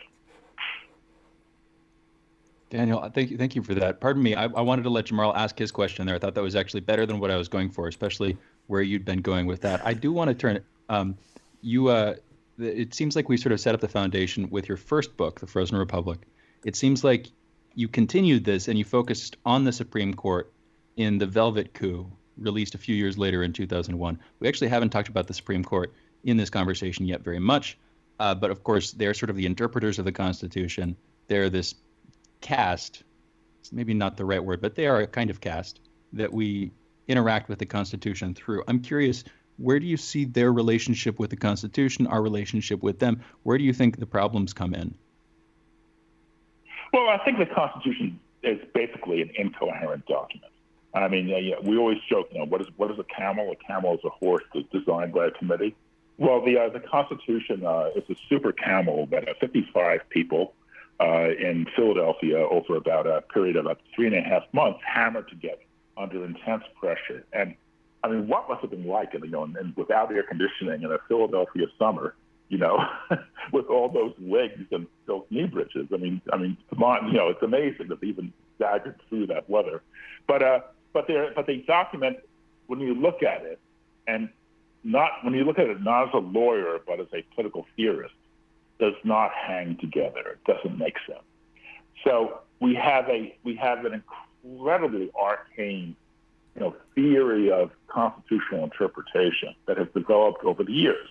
I don't know, it reminds me of of Christian theological interpretation of the Bible, or rabbinical interpretation of the Torah, et cetera, et cetera, et cetera.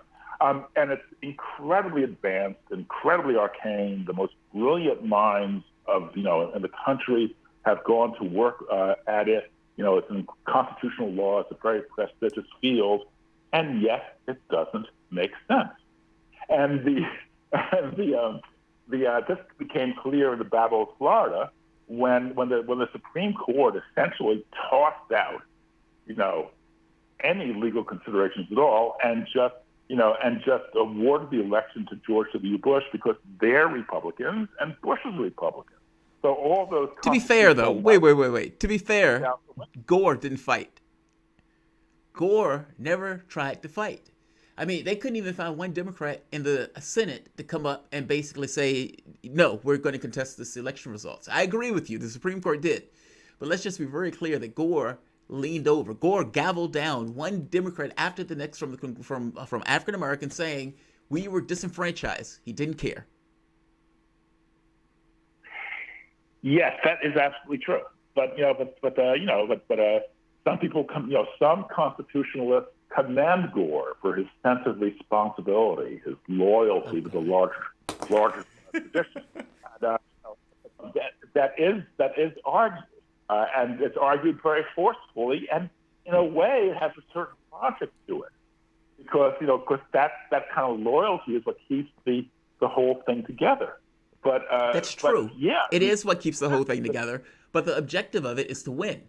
And if you honestly believe that George Bush is going to be horrendous, then you have to do everything that's in your power to win. I feel you, and I get the loyalty thing, and you're all right that loyalty keeps it together. By the same token, you are in a contest. And in that contest, it's you and that other person is cheating you, potentially. What do? And do you just give up like that? Well, I agree that loyalty. Listen, I don't want to hold the whole thing together. So I think that loyalty is very suspect. So essentially, the only thing that Gore could have done, the only real way out of the predicament, is to say, the hell with loyalty. This is ridiculous. I won by 550,000 popular votes. We live in a democracy. That's the only thing that counts, and I don't give a damn what 55 merchants and slaveholders said 2 centuries ago. I won the effing election. Give me the presidency. But that was Daniel, thanks for joining us. I think we're going to have to wrap it up here a little bit early. Thank you so much. Daniel is a journalist. He's also the author of several books we were discussing today, starting in 1996 with The Frozen Republic, and then in 2001, 2002, The Velvet Coup, The Constitution, the Supreme Court, and the Decline of American Democracy, as well as America's Undeclared War, What's Killing Our Cities and How We Can Stop It. Really appreciate you joining us, Daniel. We have another hour coming up at 9:30. We're going to be talking with Kim Iverson about herd immunity and the U.S. baiting Iran into war. That's been brewing since, years and years and years. But remember, I think it was January 3rd with the assassination of Soleimani. That's kind of gone on the back burner, but we'll see. In any event, we'll be back in just a minute with another hour of Fault Lines with Thomas and Stranahan.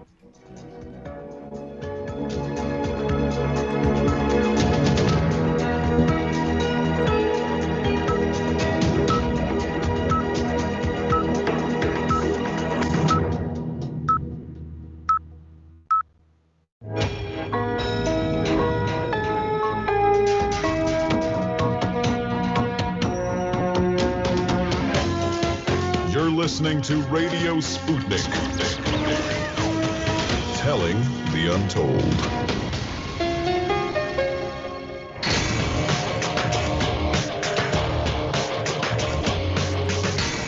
Fault lines. And live from the divided states of America, it is time now for another hour of the show that brings you more sides of the truth. In the politically independent corner, I am investigative radio show host Shane Stranahan. And in the left corner, I am the indefatigable, the ever vigilant, the last man on the wall with my co-host Shane Stranahan, your political analyst Jamarl Thomas. Together, we get up early to bring you the truth. We try to do a good job at it. We are Fault Lines with Thomas and Stranahan. All right, getting into headlines. We're taking calls this next segment. In about 15 minutes, you call in.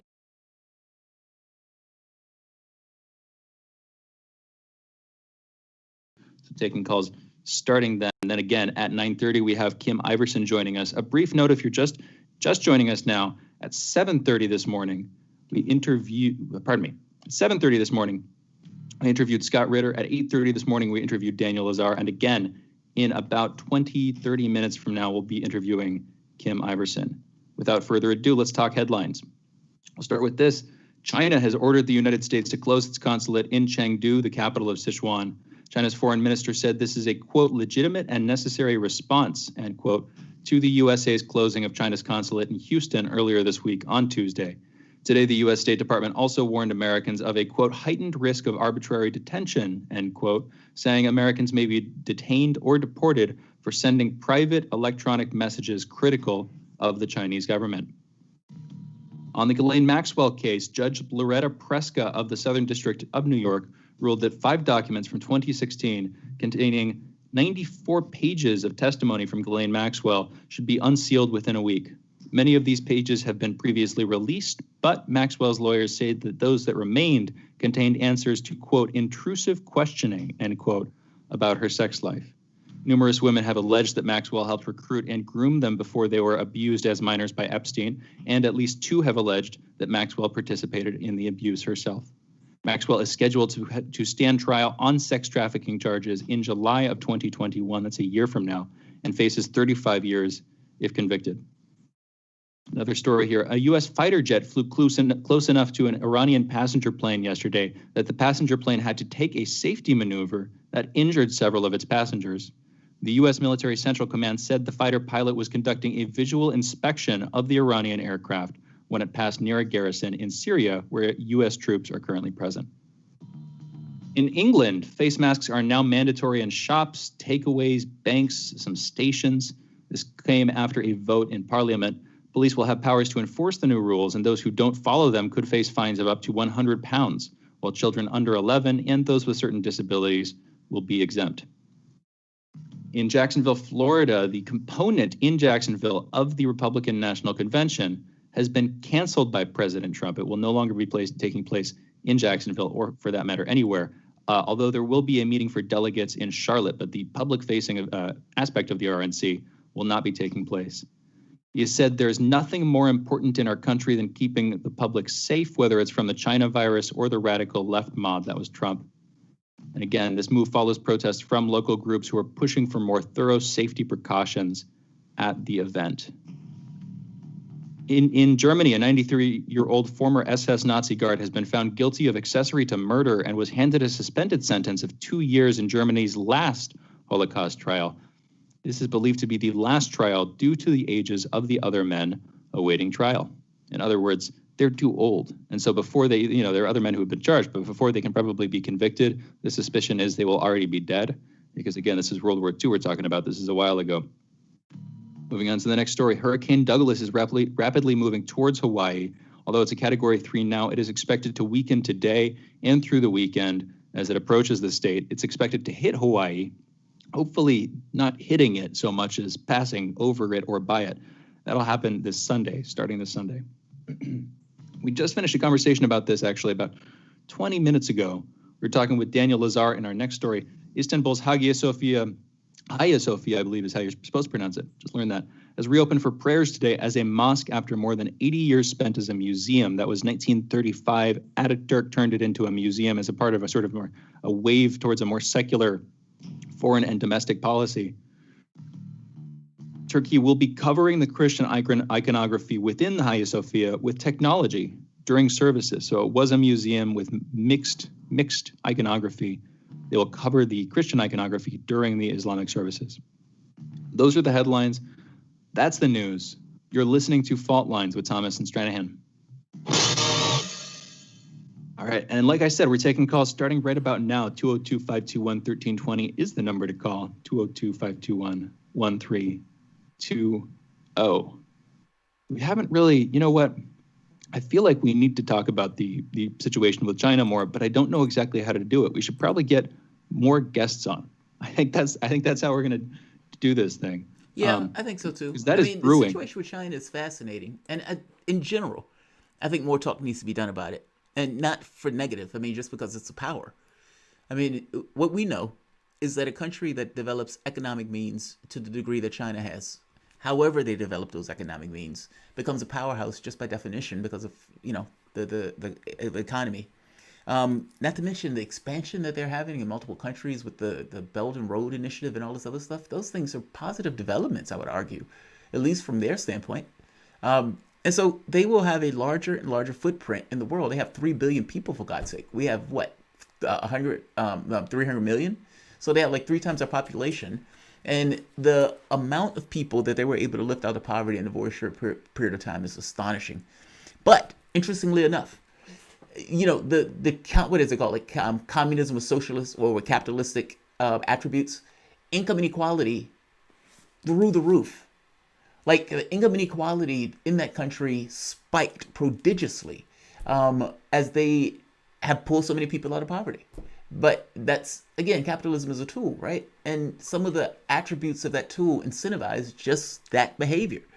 I don't know how you get away from that outside of getting rid of I don't know how you get away from that in our system, at least the way our system is because of the way we frame our world. And, it's like maybe a slow process. But I would say, whatever you think of them, good, bad, somewhere in between, you got to think of them. It's kind of like your society. It's like, when I make the argument that, look, who you are is entirely dependent upon the environment. Whether you like the environment, dislike the environment, you're still responding to the environment. And the same thing is true with China. So I agree with you. It's something that we need to talk about more. Debunking some of the propaganda, maybe being more, trying to find some level of honesty or truth, or even some level of context in order to process it and understand it. I would say this, though, and I'll end it on this part. I don't think China entirely looks at the world in the same way that the U.S. does. No. And I think that creates weird phenomena and engagement. Like if you and I are playing a game and I take a completely different view. Now the onus is on you to prove whether I'm right or wrong, and vice versa, right or wrong. If indeed we're in a game where we're trying zero sum. If we're in a competitive contest, that's different. The U.S. is in zero sum. I honestly believe it. And I don't entirely think China is there, even though on some level they may come across that way just because of how dominant the economy is or how big their economy is. I'm not sure. One quick note here: socialism with Chinese characteristics. That's the phrase you were looking for. Yeah, so one thing in that is that there's nothing in that phrase that suggests capitalism.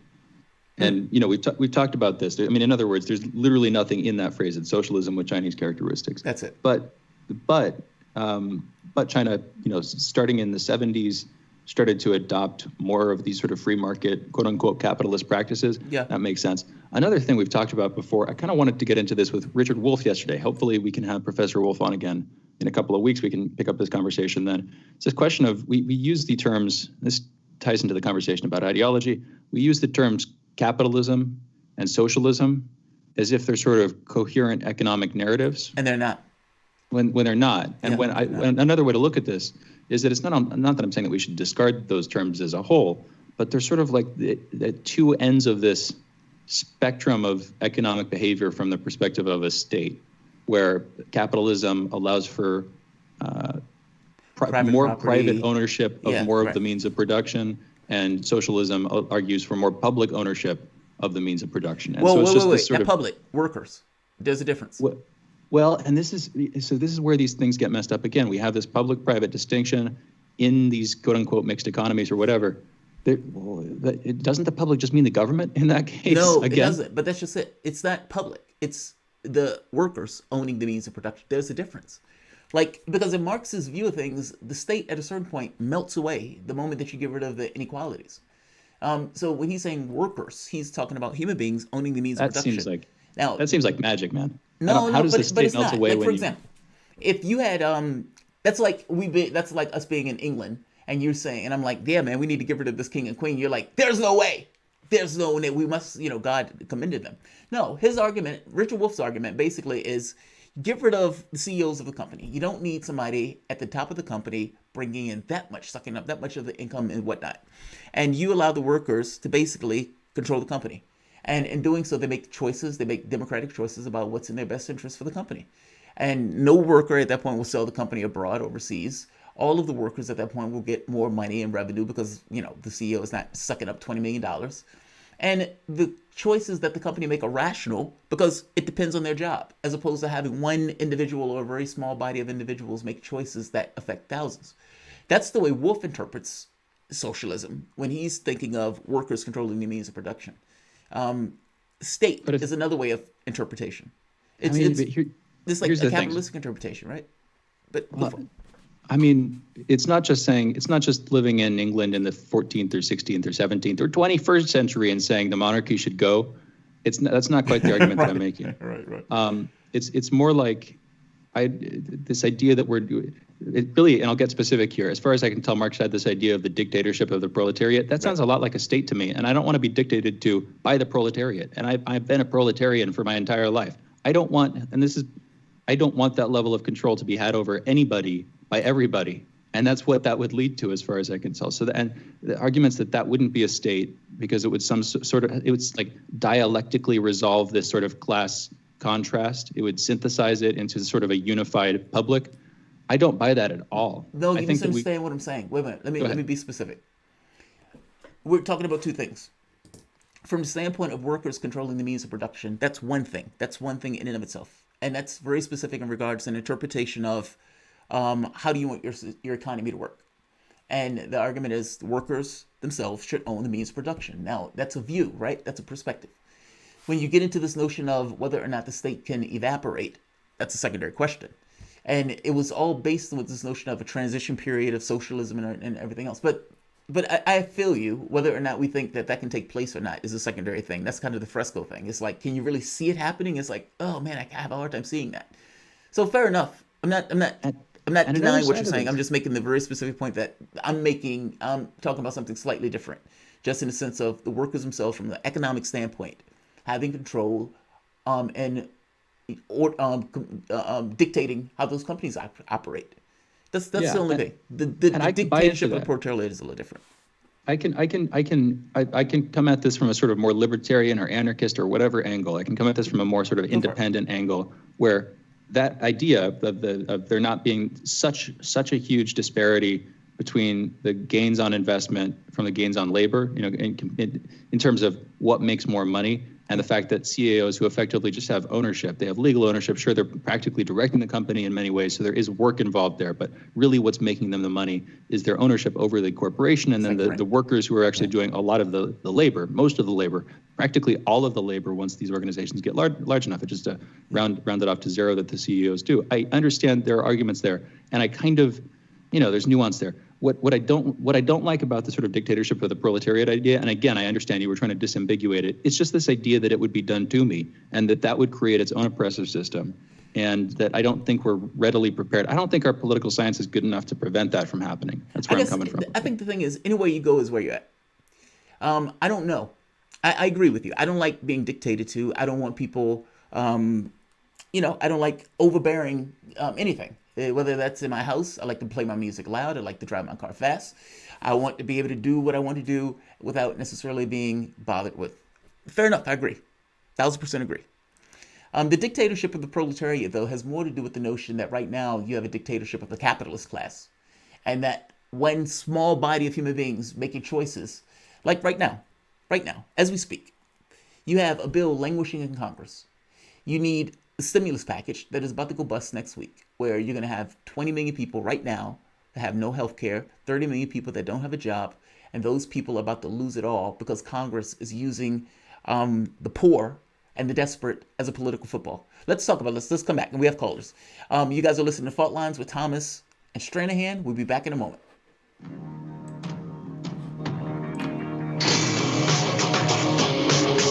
Fault Lines.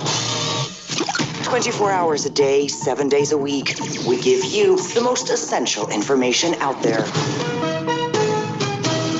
Radio Sputnik, telling the untold. Tune in every Friday to Loud and Clear with Brian Becker for a weekly segment of the worst mainstream media headlines of the week. They tell us what's behind the worst, most misleading, and funniest headlines from around the news with Steve Patt of the blog Left Eye on the News. Together, they pull apart the corporate media's bias, spin, and downright lies. Tune in this Friday and every Friday for the worst and most misleading headlines of the week.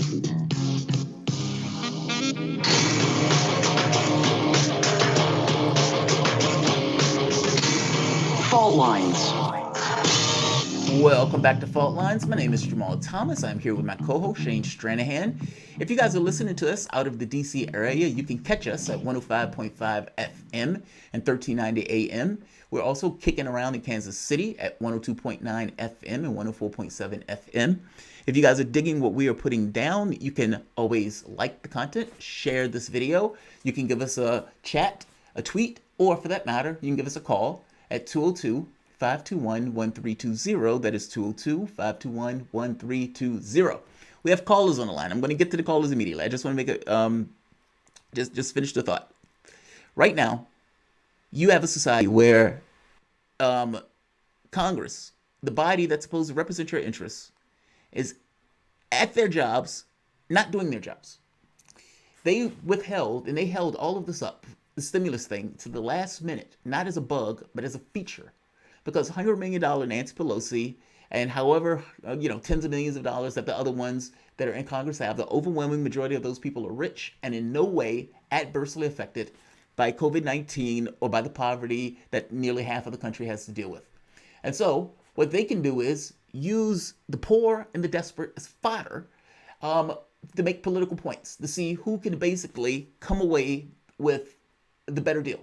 Democrats have an owner class that for the most part fundamentally agrees with the Republicans' point of view in regards to the things that they may want in that bill. For example, coverage from not being able to be sued if somebody gets coronavirus or COVID-19 in your establishment. There may be other items that they want that they can't politically say, but their owner class pushes them for, and since 90% of the races are won by the side with the most cash, they accept. And they just say, oh, the Republicans had an arm behind our back, we couldn't do anything about that. They just had us pay it. And so you have that stuff. But understand, they're doing that for a small, tiny, less than 1% of the population, like 0.1% of the population, that they're basically deciding from. That's the point of view. Now, if you ask me, do I want a point of view where a 0.1% of the population is attended to, as opposed to, let's say, a point of view where 90% are attended to? I would take the point of view with the 90% being attended to. And while I don't necessarily want any level of dictatorship, I want a democratic order through and through. I can't say this is a democratic order. So if I'm asked, or if I'm given the choice between, do you want a dictatorship of the proletariat, however that's defined and however the subjective meaning that you're thinking of that meaning, or do you want a dictatorship of the oligarchs? I don't technically want either, but if I had a choice, I'll take the dictatorship of the proletariat because I understand where I am in that scale. Here's my go for here's it. my That's response to where that. I'm coming from, though. Here's my response. Yeah, I have a quick response to that. Same thing we were talking about, the divine right of kings earlier thing, and how that was first used to protect the people. It was used basically to rein in power, and how that then later was used as a justification to increase power. I see the same thing having happened largely with the ideas of Locke and with the ideas of Hobbes and with all of the sort of liberal democratic traditions that have sprung up in response to those ideas coming out in the 16 and 1700s. And those ideas were first used with this, part of the principle at least, especially with Locke, is sort of the emotional undertone is that this is going to help to represent the real interests of the people by aligning the leaders with what the public wants. What that turned into, what that has, as far as I can tell, universally turned into, is mass control of the public's opinions with increasingly advanced forms of propaganda. And so this thing that was meant to rein in power by involving people in the state actually made them less powerful. Like if you think, I'll put out a brief allusion here, just a brief little parallel. I don't want to take this too seriously, but I'm just trying to get a point across. If you compare the sort of cultural freedoms of somebody in the 14th century with somebody in the 21st century, there are like a couple of things going in either direction for each one of them. So if you're living in the 14th century, you imagine you're living, average person, wherever you're living, it's going to be in a small scale society. You might live in a city, but probably you don't. Even if you live in a city, nobody really cares what you think. You don't really care what other people think to the extent that it's not going to affect you. You have whatever culture you're born into, and you sort of live out the norms and the culture of that culture. You live that stuff out, in most cases, thoughtlessly. But you don't have people really caring about what you think because you're just living in that society. We're kind of on the opposite ends of both of those sides. In modern society, we don't really have traditions we can fall back on. We've kind of rejected all of those. And so people are left to their own devices to figure out what to think, what to want, and how to live. And on the other side, everybody seems to care what everybody else thinks, especially with the recent culture war stuff, but it's been going on for the last 100 years. Everybody cares what everybody else thinks, increasingly, where if you see somebody saying something that's representative of a belief that you don't like, you might call them out on it, you might try to get them fired, whatever. That kind of thing has accelerated recently, but I think that principle has been true. I think that the extent to which we do that kind of thing has been increasing. And so there's this weird contrast. Again, I'm not saying that the person in the 14th century or whatever is more free. I'm just sort of using them as an example to highlight that there are two sides to this conversation. One, how much people care, to like the extent to which they can actually affect what you do. And the problem with democracy, the problem with our current incarnation of it, is that by bringing people in as a counterbalance and the ultimate justification for the government's authority, you involve them in the government, you make them the tools of the government, and then the government tries to do what it can to influence their opinions, to propagandize them, to control what they think, and to pit them against each other, as we're seeing play out right now. And I just worry that that kind of thing would get worse if we moved into something like a dictatorship of the proletariat. Another way of looking at it is that practically, no, go ahead. I was just saying, you keep using the term dictatorship of the proletariat. It just sounds, it's just a weird way of referencing it. That's all. Maybe, yeah. It's not. Look, I think the point is, anywhere you are is where you're at.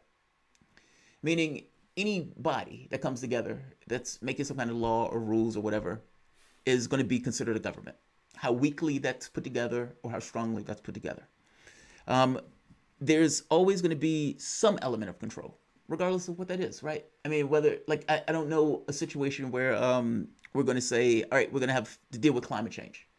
And it's like, all right, who's going to do that? I don't know. We're going to do it at a local level. I don't know how you do that at a local level.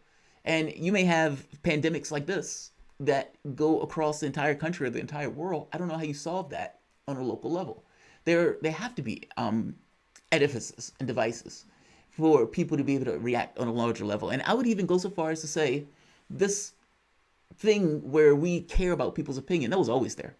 I mean, human beings, the capacity for human beings to make up stuff, to gossip, were some of the things that allowed society to evolve in the first place. I mean, if you're in a small tribe and people are saying, oh, Susie is this and Susie is that and Bob is this and Bob is that. Well, it gives people almost like a media for them to have a certain general idea of what's going on in the very small group of people to which they organize. And then you get larger structures like media that come out. And again, I agree with you that the larger the structure gets, the more difficult it is to kind of to thoroughly make sure that it's legit, especially from the lower side of the crowd. But that goes into a cultural issue of whether or not your culture has something in it that is discrediting itself as it goes about its affairs. And real quick, I just want to sort of interject because there's something that could be confusing here. Specifically, I'm making the case that the government gained more power over culture. People have always gossiped, like you said. There have always been variations of witch hunts, where people try to sort of shut out opinions. But that has been, in some sense, endogenous. It's come from the community. It's come from the culture. There have been less instances historically of the government using this as a tool, although that has happened, of course. But that seems to be happening constantly these days. The government seems to be using that constantly. That's my take. But we've got callers. We do have callers. Let's go to callers. I was just going to say, I do think part of the problem is Do you remember when the gentleman was here before? He said we should have this kind of high ideal loyalty that Al Gore, basically, I don't want to tear up the country in order to try to win the election. Well, those people don't have that. They don't have that higher ideal loyalty. Their job is to win, period. There is no, all of us are focusing and under this idea of America, and so all of us are going to attend to the ideas of America and everything else. Well, that's one idea of it. The other idea of it, my job is to win, period. And if that means, torching at all, then I torch at all. And that's a horrible way of looking at it, but I do think some people have that mindset of willing to push it to the limits like that. Let's go to the callers, though. Louise in Virginia. Louise, what's going on? You've been waiting for a while, and we apologize. What's going on? Yes, and I'd like to say more simply what you and Shane are saying. I think you dissipate the argument a little bit by over-talking it. My loyalty is to the Constitution, and the Constitution would work if there were a bare minimal level of honesty in the culture and the country, and no one is mentioning the Bill of Rights. The Constitution is the Bill of Rights, and you can only make that work with a minimal level of honesty. If people are more or less doing their job, more or less honestly, which they're not, there's no free press.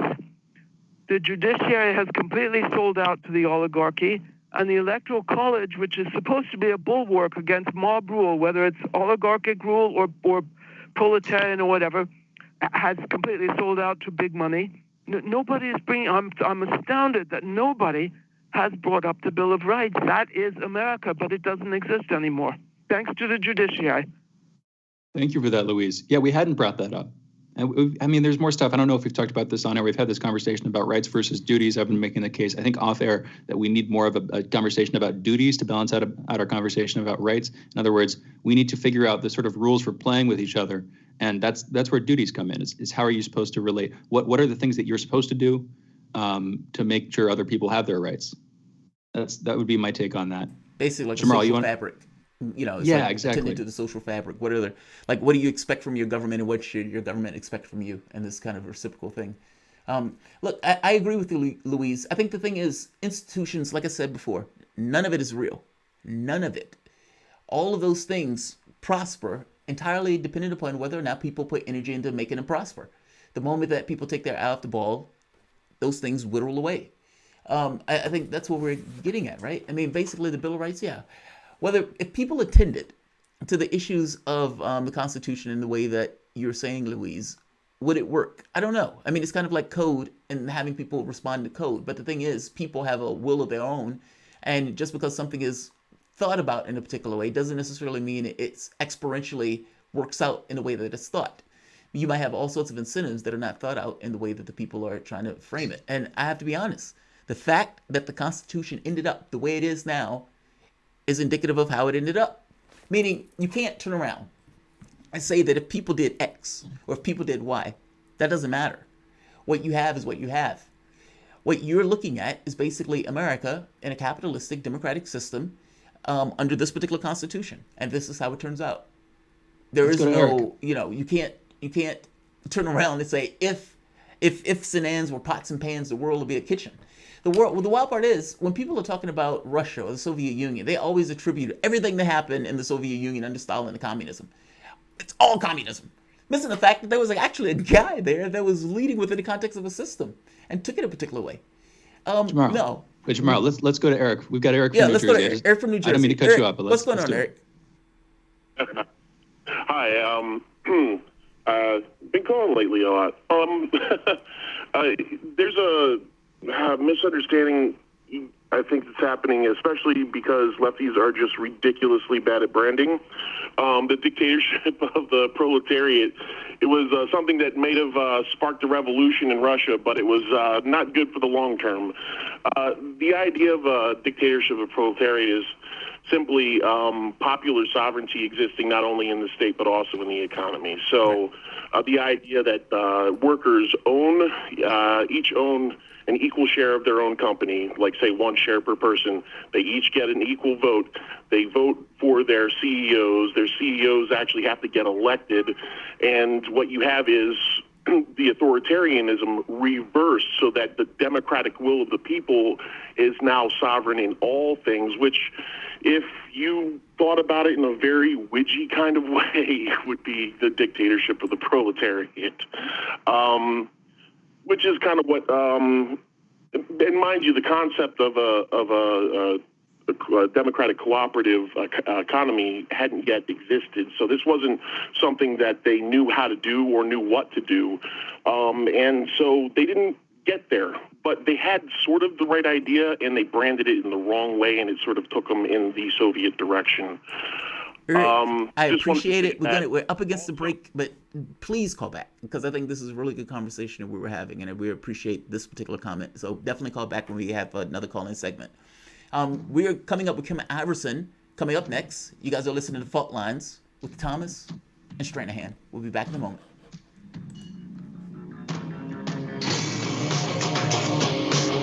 Fault lines.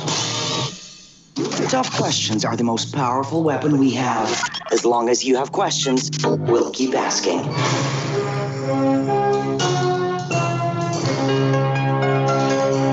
Radio Sputnik. Telling the untold. What do we want? News, politics, and culture. When do we want it? Wait, we weren't finished. News, politics, and culture without the red and blue spin. Okay, so now when do you want it? Daily from noon to 2 p.m. Eastern Time. Okay, satisfied now? Never. Tune in to Political Misfits on 105.5 FM in Washington, D.C. and on 102.9 and 104.7 FM in Kansas City, Missouri. Daily for our analytical fix. No surrender.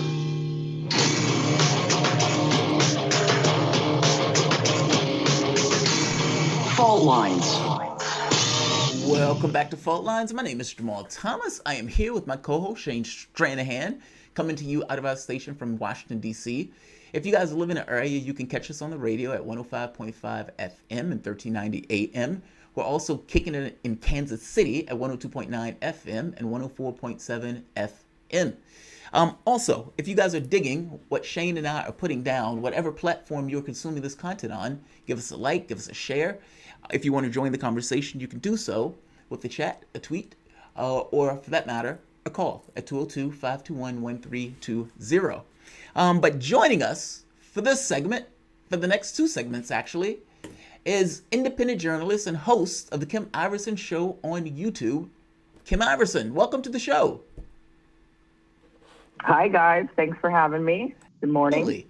So we are supposed to have a conversation about apparently herd immunity report and the U.S. baiting Iran into a war. So let's go with the herd immunity first. Now, from my understanding, reading up on some of the news that has come out about this, some of the studies are showing that the herd immunity is not being found out. That basically it takes your body loses the bodies of the people they've been studying have been losing the antibodies over a very short period of time, within the course of a few months. So the idea of a herd immunity is almost basically not altogether there. Not to mention the virus does mutate, and trying to get a vaccine for something that mutates, well, we see how the cold vaccine goes each year. So have I said anything wrong in that assessment, or anything that you might want to point at or go from there? No, I mean you're not wrong, but what they're finding is that herd immunity can be developed not necessarily only through antibodies. So they're not really sure actually what's going on, to be honest with you. So the researchers coming out of Oxford University, they just published this study last week. There is also two other studies. Now, none of these studies have been peer reviewed yet. So they're going through that process. But of course, like everything with COVID, since it's a new virus, a new disease, everything's pretty much under peer review still. So they're saying that what they're noticing is that when a population hits around 20% infection, that the virus does seem to flatten on its own and start to go away. And so they're noticing this trend. They noticed it on the Diamond Princess cruise. They noticed it in Sweden. They're noticing it, through the UK and New York. New York and the UK, interestingly, lately have been trying to claim that they defeated the virus, that Cuomo came out saying, oh, we did such a great job. in the UK. Bloomberg yesterday actually said that the UK did a great job with the virus, which is insane to think about considering the UK had a very high death rate, and their prime minister himself was hospitalized with COVID. So what they're saying is that they find that what we know is that in New York, it ran through about 20% of their population. And in their serology estimates, they actually think it ran through about 20% of the UK's population as well. So they're starting to see that once it hits this 20%, which is a lot lower than originally thought, that it needed to hit through 60 or 70%, that it goes away. So what the researchers are thinking, so this is still just hypothesis, but they think that it's not just about developing antibodies, but that we have these T cells that are already in our systems, and that the T cells are able to basically, if we get near the virus, then those of us who have really, really healthy T cells would be able to just naturally fight this virus off with like it's nothing, which is why we're seeing the vast majority of people who catch this virus feel nothing. They have no symptoms at all. That is actually the vast majority of people. And then there are some people who have mild symptoms, some people who have moderate, and some people who have very severe symptoms. But they're saying that they think that the healthier your T cells, you have a natural amount of immunity. One thing they found that's really odd also is that there would be entire households living together, sheltering in place for weeks on end, with one of them infected with the virus, or one or two of them infected with the virus, and the other members not infected at all. Natural immunity in our systems, perhaps from previous coronaviruses or from healthy T cells, and that in reality, it's not only about the antibodies in order to reach herd immunity, is my point, that you have a natural immunity to it, or you have killer T cells that are going after this virus and attacking it, killing it out of your system, and making it difficult for you to even spread it. Doesn't mean you can't catch it, but it means it's essentially you have like a form of immunity in a way. But we have 145,000 people dead and like 4 million people infected, and the numbers of people are spiking. I guess I don't know what the immunity is in the context of a virus that seems to be raging like this. I mean, even the 20% number, for example, Blix, the doctor that Donald Trump was depending on to get his information, the cherry-picked information in his administration. They were getting angry at Fauci because Fauci kept predicting bad outcomes. And so they were focused, I think her name is Blix or something. She was giving these rosy predictions based entirely on the notion that basically you keep the items that you're doing in place. Meaning the idea that Cuomo in New York is crowing about anything when he got like 30,000 people killed, and the policies that he was pushing for those nursing homes is abysmal. I can't believe he's coming out saying anything. I guess I'm making the point that it doesn't seem like the immunity thing, or that number of 20%, seems to take place only when the measures are kept in place to allow this to kind of run its course. Or are you just arguing that if it's 20%, it doesn't really matter? 20% is 20% is 20%. Right. It's 20% with it going unchecked. So the Diamond Princess cruise, it went unchecked. They didn't have any measures in place. It had already circulated through by the time they realized it. So 20% of the Diamond Princess cruise was infected. They're finding the same thing in Sweden. As you know, Sweden did very little to mitigate the spread of the virus. And Sweden thought that they would need to hit herd immunity at 60 to 70%. So what happened with Sweden was they did a serology test in March. They released those serology tests at the beginning of April, where they found that it was only 7 to 8% of their population had got the virus. So they were very disappointed by those numbers. They were hoping at that point that it would already be at about 20 to 25%. But that was showing what had happened in March. They hit their peak in April. So knowing that they were at the 7-8%, they realized the virus was spreading actually slower than everybody thought it would spread. And when they hit into April, they found once everybody got closer to that 20% mark, the virus naturally flattened in Sweden and started to go away. Sweden didn't do anything. The virus went through its population, it flattened, and the curve died down, and now they have hardly anything there. So they're saying it's 20% unchecked. But also now I feel... Oh, go ahead. I'm sorry. No, finish. Well, regarding finish. the death I'm sorry. toll, when you look at Sorry. When you've got, we have a nation of 350 million people, roughly 320 to 350. Looking at the numbers, they think if 20% of us get infected, and right now the death rate, according to epidemiologists in in Germany, they've been studying it very intently. Many of the epidemiologists believe the true death rate of this virus is about 0.3%, which is about 3 times deadlier than the flu. So in the United States, given those numbers, we should actually expect to see 200,000 deaths. And I think personally that the number of 145,000 that we're seeing right now is inflated. I think it's actually inflated by about 20 to 30% when I actually go through the numbers that I see. Now I hear implicit is an argument here. Implicit is you're making it. Okay, what's the crux? Let me ask you this: 2 questions. If Obama was in office, and I am not a fan of Obama in the least, but do you think we would have had 140,000 deaths? And on top of that, are you basically making the argument that the measures that was taken in the United States from the standpoint of either social distancing or wearing the mask, either shutting down schools or shutting down jobs, was overwrought and overblown?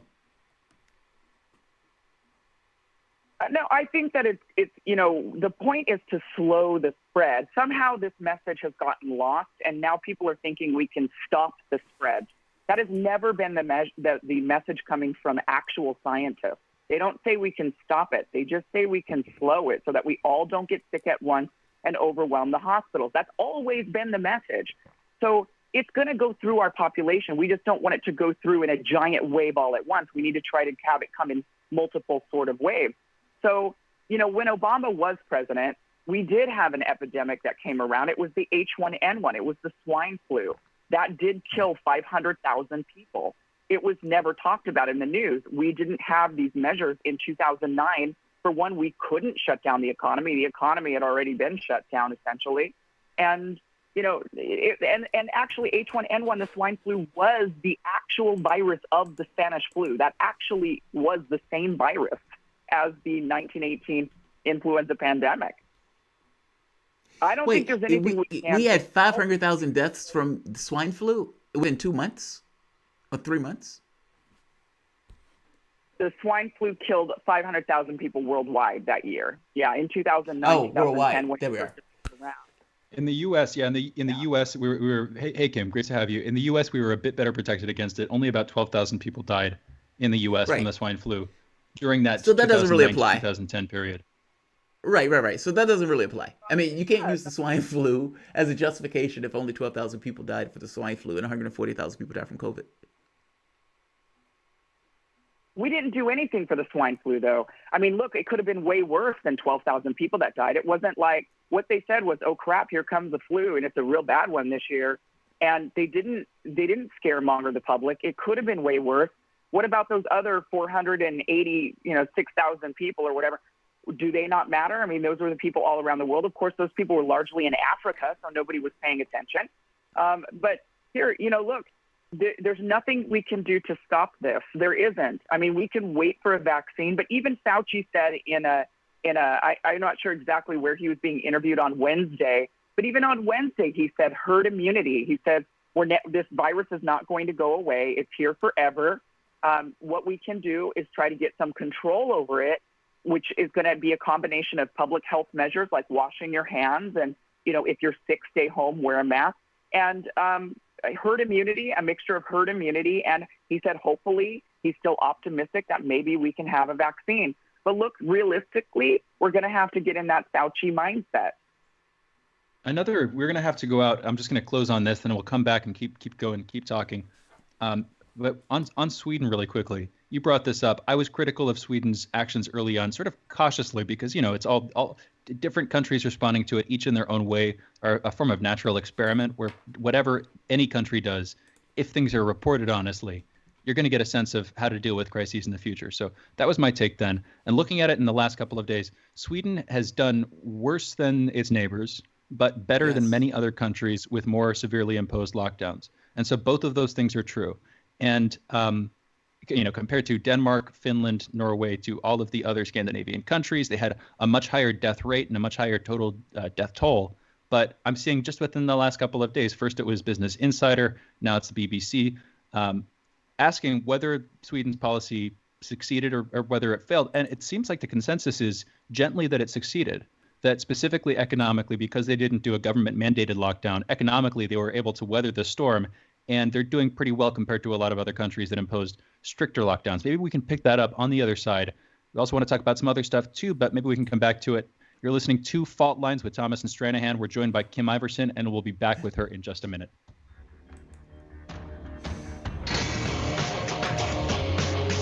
Fault Lines.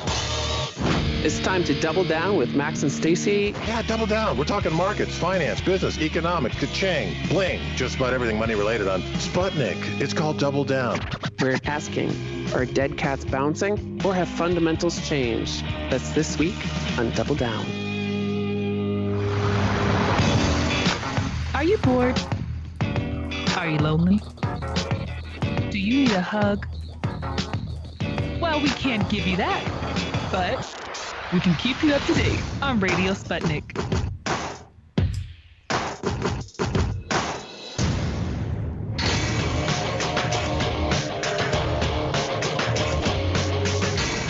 Fault Lines. And we're back. You're listening to Fault Lines with Jamarl Thomas and Shane Stranahan. We're joined for this segment, continuing a conversation we opened up in the last segment, by Kim Iverson. Kim Iverson is a host of the Kim Iverson Show on YouTube. She's also an independent journalist. Real quick, if you want to find her on YouTube, you can. YouTube.com/Kim Iverson. That's the URL there. Kim, I wanted to turn. We have you on to talk about Iran and the U.S. specifically baiting Iran into a war. I wanted, though, just anything you want to say, wrapping up our last segment, specifically some of the stuff I was saying there at the end before we move on. Well, I mean, I just think we all need to hunker down. We're halfway through. According to what I'm looking at, if these doctors and scientists are right, which I tend to trust them and believe them a bit, we're at the halfway mark is where we're at here in this country. I estimate that our true death toll is closer to 100,000. The way I estimate that, by the way, is I look at the CDC. I go by the CDC's numbers of typical number of deaths that have happened and the number of excess deaths. And then all you have to do is make a subtraction there, and you end up with the number of excess deaths that we've had this year. And I think and that is kind of giving us a better idea of what this new way of dying has, how much damage it's inflicted. And I think it's a little closer to 110,000. So if the estimations are right that this goes through 20% of the population, and if the Germans are right that the actual death rate is 0.3%, then we're looking at around 200,000 deaths. And if we're only at the 100,000 mark in reality, we still have a long ways to go with this virus, but we will get through it eventually. It's just going to be another scary 100,000, and I don't know what that's going to mean for the next year. Are we going to be continuing going into lockdowns? Are we going to, how are we going to handle it moving forward to try to slow that spread? I'm not really sure. But Kim, that's somewhat of a self-serving modification to the number, isn't it? I mean, look, I agree with you. I think basically I agree that the number is that it's going to continue to go up. I think where I disagree is that, look, it's a virus. We always have to hunker down. We just have to deal. I get a sense that it seems like you're saying that the measures that were taken were too far, or that what was done wasn't somehow the responsible, or what was done wasn't the reason that all of these people died. Meaning that 140,000 dead, all of these millions of people are infected, is a direct result of policy. It doesn't sound like you're saying that. It sounds like you're saying that, look, this was just going to happen, it's going to happen, it's going to happen. That's what I'm trying to pin you down on. I'm trying to understand the specifics of where you're coming from, because I don't want to mischaracterize your position. Right. That's exactly what I'm saying. That it is arrogant for humans to think that humans can outrun Mother Nature. Mother Nature unleashed a virus on us. Now, we can also have a discussion about whether or not we think it was man-made in a lab or whatever, but look, the virus is here. And never in human history have we been ever able to outrun a virus. We did not even outrun influenza, the 1918 Spanish flu, what we ended up doing with that was it mutated. It just mutated after 2-3 years. We've never been able to do it. Our closest shot at doing it is through vaccination. We've never made a vaccine for a corona-type virus, and many other viruses, it takes us 30 years before we make a vaccine for it. So I think we can try everything, this whole lockdown, wearing masks or social distancing. We can do what we can. All that is doing is slowing the spread. So it depends on how slow we want it to go. And that's the only thing we're doing. We're not stopping it. We're just slowing it. So the outcome in the end will be, one benefit to slowing it is giving us some time to find treatment so that if you do catch it and you happen to be somebody who would get really, really sick, we could hopefully give you something because we know more. But the only way we know more is because people get sick. And then we use them as guinea pigs. We have to test, did this work? Does this work? Does this work? So there's a benefit to slowing it. I'm not against slowing it. I just think lockdown measures that end up causing other types of deaths and other ramifications that are pretty horrendous is defeating the purpose. We need to slow it in a responsible way that doesn't have a collateral damage aspect to it. So I want to jump in here. I want to disagree with one thing, and then I want to kind of come back. And I think I've heard you saying, I think I've heard you saying something on the air before when Lee and Garland were on that I'm going to come back to in a minute. But here's where I disagree with it. We have done this, and we've done it recently with SARS specifically, with the sort of most notable predecessor to this. There were a few outbreaks of SARS, but that first discovered in 2002. Then there was the outbreak in 2008. I mean, it's kind of come back, it's flared back up, but there wasn't a worldwide pandemic, even though the infection rate was decent, lower than this one, but decent, even though the mortality rate was crazy high, 17, 18%, something like that. We were able to stop that down. We were able to stop that. So we can do that with viruses. I think it just has to do with our response. Now, this is where I'm going to come back. What I remember you saying in previous appearances was that there was an opportunity where we could have basically put the hammer down. We could have effectively prevented that.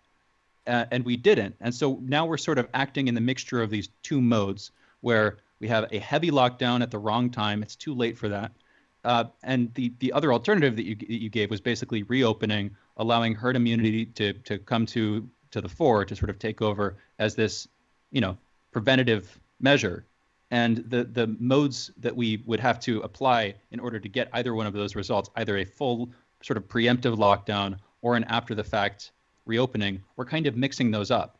And so I do see that if we were gonna act hard, we could have, and it probably would have been in late January when we first heard that the Chinese were building up these pop-up emergency hospitals because they were dealing with this vicious outbreak. That was when it came. Instead, it took months and months and months and months, and we're still seeing a lot of those measures get put into place. What's your take on that, Kim?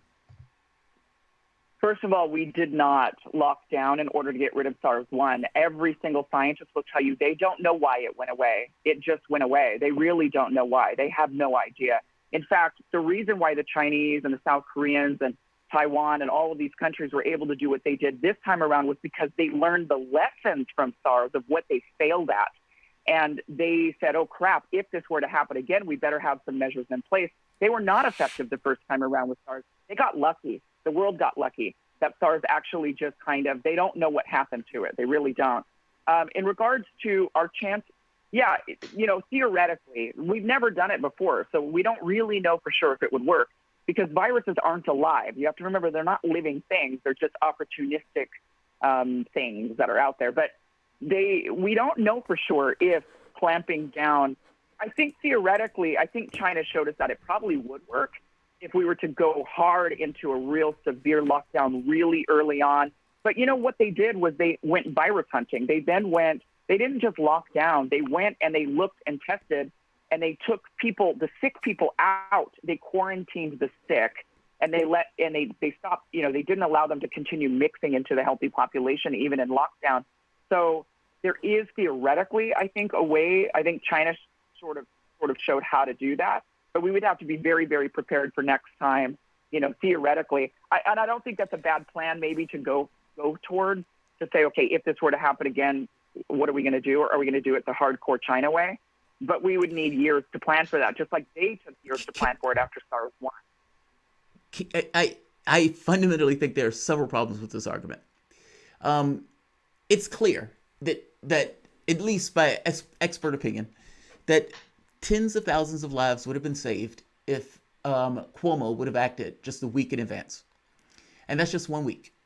What that means is, almost by definition, for that to be true, that there was a way through policy means for us to, at the very least, slow down the transmission of this virus.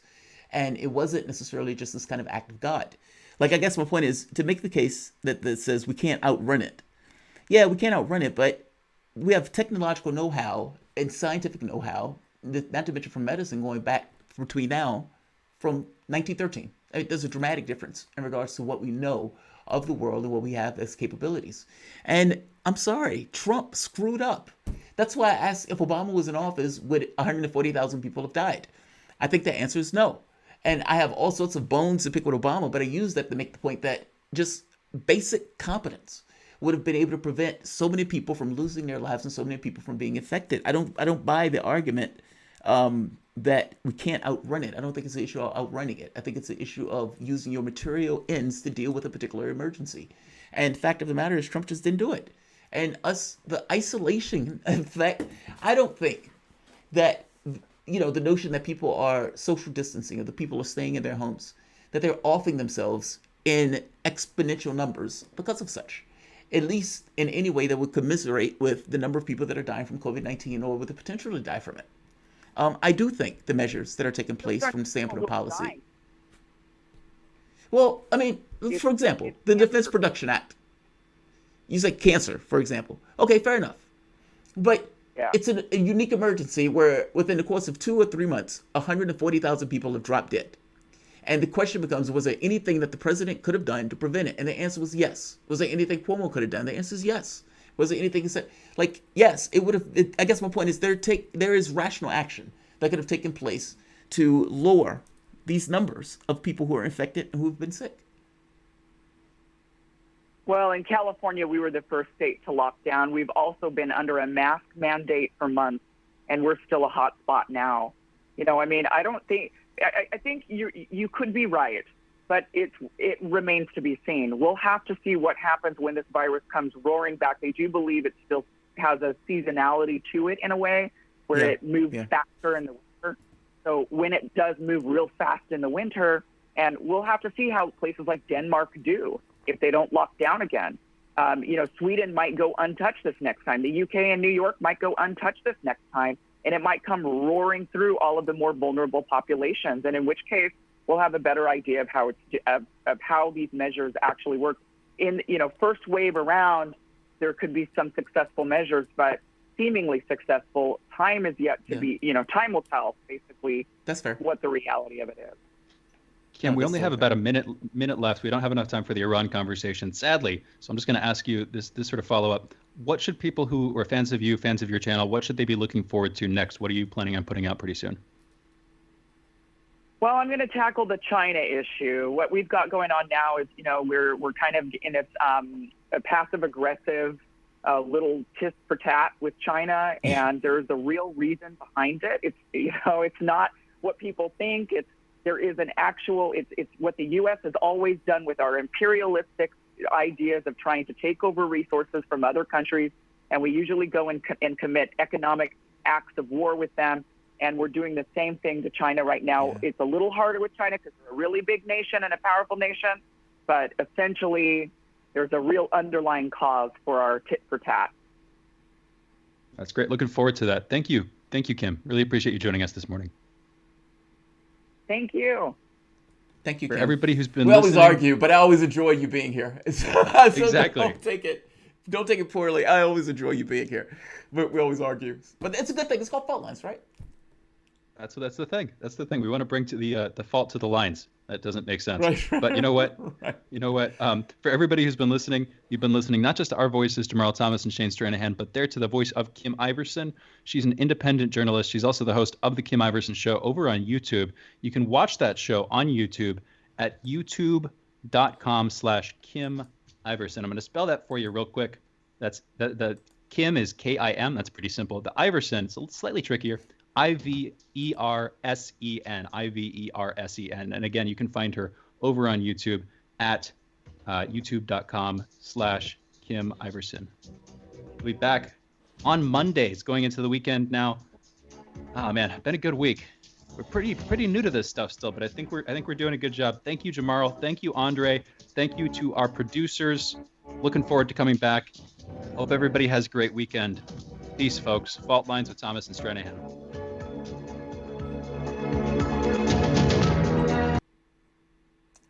Guys, as always, I appreciate you all showing up with me for the show. Let's see. Rayleigh Survival Kit 9. Thank you, Rayleigh Survival Kit 9. Leave a message. All right, guys, I'm going to be back. I will see you guys in a few. Like, share. Look, you guys haven't seen me for contributor appreciation just for a little bit. I have a medical thing that I have to get attended to. And over the weekend, I'm going to try to get a surgery done. That way it doesn't necessarily impact me doing the show at the job or anything else. I've had a fistula that worked for the last 20-something years, and then all of a sudden the thing stopped. And in order to get treatments, you gotta have something. So you may not see me over the weekend if I'm able to get that accomplished, but you will see me on Monday. Like, share, and subscribe. Thanks all.